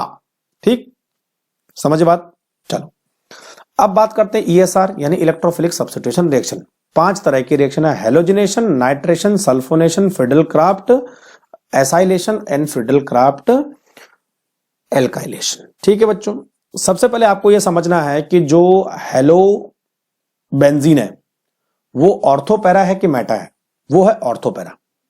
और सबसे इंपॉर्टेंट, ये डीएक्टिवेटिंग है। जीओसी में इसका कंसेप्ट आता है, जितने भी ऑर्थो पैरा डायरेक्टिंग ग्रुप होते हैं वो बेंजीन रिंग को क्या करते हैं, एक्टिवेट करते हैं। लेकिन अकेला हेलोजन ऐसा ग्रुप है जो ऑर्थो पैरा होते हुए भी बेंजीन को डीएक्टिवेट करता है। इसको मैं आगे आपको समझाऊंगा, है ना। ठीक, तो पहले समझते हैं कि ऑर्थो पैरा रिएक्शन कौन कौन सी होगी, है ना। तो बच्चों देखो, जो हेलोजन है वो ऑर्थो पैरा है, तो ऑर्थो और पैरा पोजीशन पर ग्रुप का अटैचमेंट होगा। तो जो भी आपने इलेक्ट्रोफाइल यहां पर चूज किया, अगर क्लोरीनेशन है तो क्लोरीन होगा, ठीक, और ब्रोमिनेशन है तो ब्रोमीन होगा, नाइट्रेशन है तो NO2 होगा। ठीक, देखो NO2 ऑर्थो पैरा पर लग गया। और फिडल-क्राफ्ट एल्काइलेशन है तो कार्बोकैटायन होगा CH3, और अगर एसाइलेशन है तो CH3CO प्लस होगा, देखो CO CH3 लग गया। और अगर सल्फोनेशन है तो SO3 होगा, लगेगा क्या, SO3H। सब ग्रुप का अटैचमेंट का पैटर्न एक ही है, एक ऑर्थो पर एक पैरा पे। अब अगर हमें देखना हो कि ऑर्थो मेजर है कि पैरा मेजर है, तो बच्चों हमेशा पैरा मेजर होगा, क्योंकि पैरा पर दोनों ग्रुप की डिस्टेंस ज्यादा है। डिस्टेंस ज्यादा होगी तो रिपल्शन कम होगा, स्टेबिलिटी बढ़ेगी। तो पैरा मेजर और ऑर्थो माइनर। तो क्लोरीनेशन में डाइक्लोरोबेंजीन बनेंगे, ऑर्थो एंड पैरा। नाइट्रेशन में नाइट्रो क्लोरोबेंजीन बनेगा, ठीक है, ऑर्थो और पैरा। फिडल-क्राफ्ट एसाइलेशन में टॉल्विन बनेगा, 2-क्लोरोटॉल्विन और 4-क्लोरोटॉल्विन। सल्फोनेशन में 2-क्लोरोसल्फोनिक एसिड, 4-क्लोरोसल्फोनिक एसिड। और एसाइलेशन में एसिटोफिनोन बनेगा, 2-क्लोरोएसिटोफिनोन एंड 4-क्लोरोएसिटोफिनोन। ये समझ में आ गया, है ना। अब मेन कंसेप्ट पर आते हैं कि ये डीएक्टिवेटिंग क्यों है। ठीक, अब देखो बच्चों, जो हमारे पास हेलोजन है, यहां पर एग्जांपल यह है क्लोरीन, उसके 2 इफेक्ट हैं। एक तो ये इलेक्ट्रॉन दे रहा है, दे रहा है इलेक्ट्रॉन बेंजीन रिंग को। तो इलेक्ट्रॉन दे रहा है तो किस वजह से दे रहा है, +R यानी रेजोनेंस। और दूसरा, क्लोरीन जो है इस बेंजीन रिंग से इलेक्ट्रॉन ले भी रहा है, यानी क्लोरीन की जो इलेक्ट्रोनेगेटिविटी है वो कार्बन से ज्यादा है, तो इलेक्ट्रॉन विड्रॉ भी हो रहे हैं। तो जो इलेक्ट्रॉन विड्रॉ हो रहे हैं वो किस वजह से हो रहे हैं, -I। यानी इसके 2 इफेक्ट हैं, एक है +R डोनेटिंग और -I विड्रॉइंग।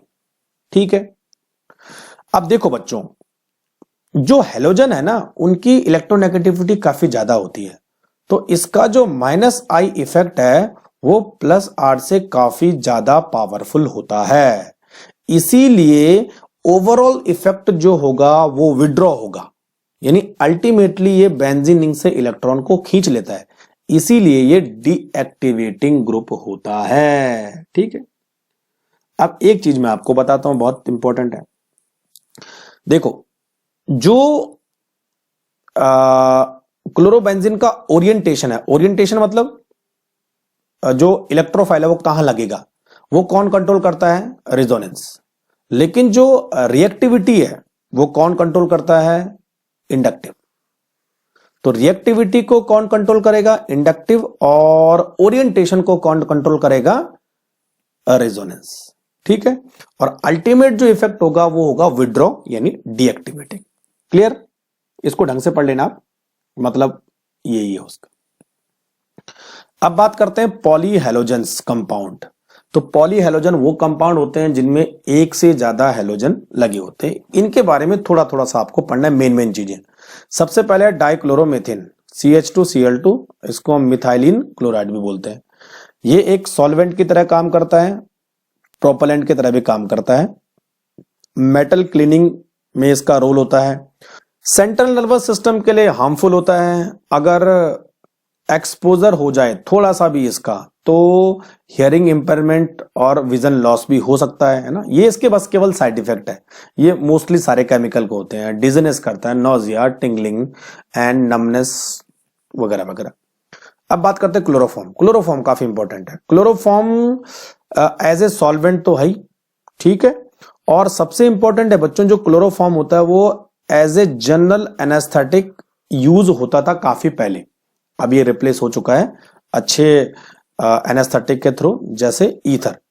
और जो क्लोरोफॉर्म है वो एम्बर्ड कलर्ड बॉटल में स्टोर किया जाता है, शायद आपने पढ़ा होगा, कलर्ड बॉटल में। It is stored in dark colour bottle. इसका रीजन है बच्चों कि ये हवा और लाइट के संपर्क में आके एक्सपोज हो जाता है और एक हार्मफुल गैस बनाता है जिसका नाम है फॉस्जीन। देखो इस रिएक्शन के थ्रू अगर क्लोरोफॉर्म को लाइट और ऑक्सीजन मिले तो क्लोरोफॉर्म एक हार्मफुल गैस बनाता है, यानी पॉइजन बनाता है, जिसका नाम है COCl2, कार्बोनिल क्लोराइड यानी फॉस्जीन। इसीलिए इसको डार्क कलर बॉटल में और एयर टाइट कंटेनर में रखा जाता है। क्लियर, तो यही इसके बारे में आपको समझना है। आइडोफॉर्म की बात करते हैं, CH3 इसका फॉर्मूला होता है। आइडोफॉर्म एक एंटीसेप्टिक की तरह काम करता है। क्यों? क्योंकि ये फ्री आयोडीन को लिबरेट कर सकता है। कार्बन टेट्राक्लोराइड, कार्बन टेट्राक्लोराइड एक रेफ्रिजरेंट की तरह काम करता है, प्रोपेलेंट की तरह काम करता है एरोसोल कंटेनर में, डिग्रीजिंग एजेंट होता है, और बच्चों ये फायर एक्सटिंग्विशर के लिए भी यूज होता है, और एटमॉस्फेयर में जाके ओजोन लेयर को भी डैमेज करता है। अब बात करते हैं फ्रियोन। ये फ्रियोन काफी इंपॉर्टेंट है, बहुत सारे क्वेश्चन आते हैं फ्रियोन से। क्लोरोफ्लोरोकार्बन, यानी कार्बन भी है, फ्लोरीन भी है, क्लोरीन भी है, तो ऐसे कंपाउंड को हम बोलते हैं क्लोरोफ्लोरोकार्बन। अब इसमें सबसे इंपॉर्टेंट क्लोरोफ्लोरोकार्बन है फ्रियोन्स, जिसका फॉर्मूला होता है CF2Cl2 या CCl2F2। इसको हम फ्रियोन 12 भी बोल सकते हैं। अब इसका यूज क्या होता है, यूज कहां होता है, पहले वो देख लेते हैं। देखो, एक तो ये प्रोपेलेंट, एरोसोल प्रोपेलेंट, रेफ्रिजरेशन में जहां हमें कूलिंग की जरूरत पड़ती है वहां काम आता है, और ये एक unreactive, non toxic, non corrosive, easily liquefiable gas होता है और काफी टाइम तक स्टेबल रहने वाला कंपाउंड है, यानी डिके नहीं होता है। ठीक, इसीलिए बच्चों ये काफी हार्मफुल होता है और ये ओजोन लेयर को डैमेज करता है इन स्ट्रेटोस्फेयर में। ये बहुत इंपॉर्टेंट पॉइंट है ना। किसके थ्रू करता है, फ्री रेडिकल चेन इनिशिएशन, जिसमें Cl फ्री रेडिकल बनते हैं। चलो आ जाओ DDT पर। DDT full form dichloro diphenyl trichloroethane, dichloro diphenyl ट्राइक्लोरोएथेन।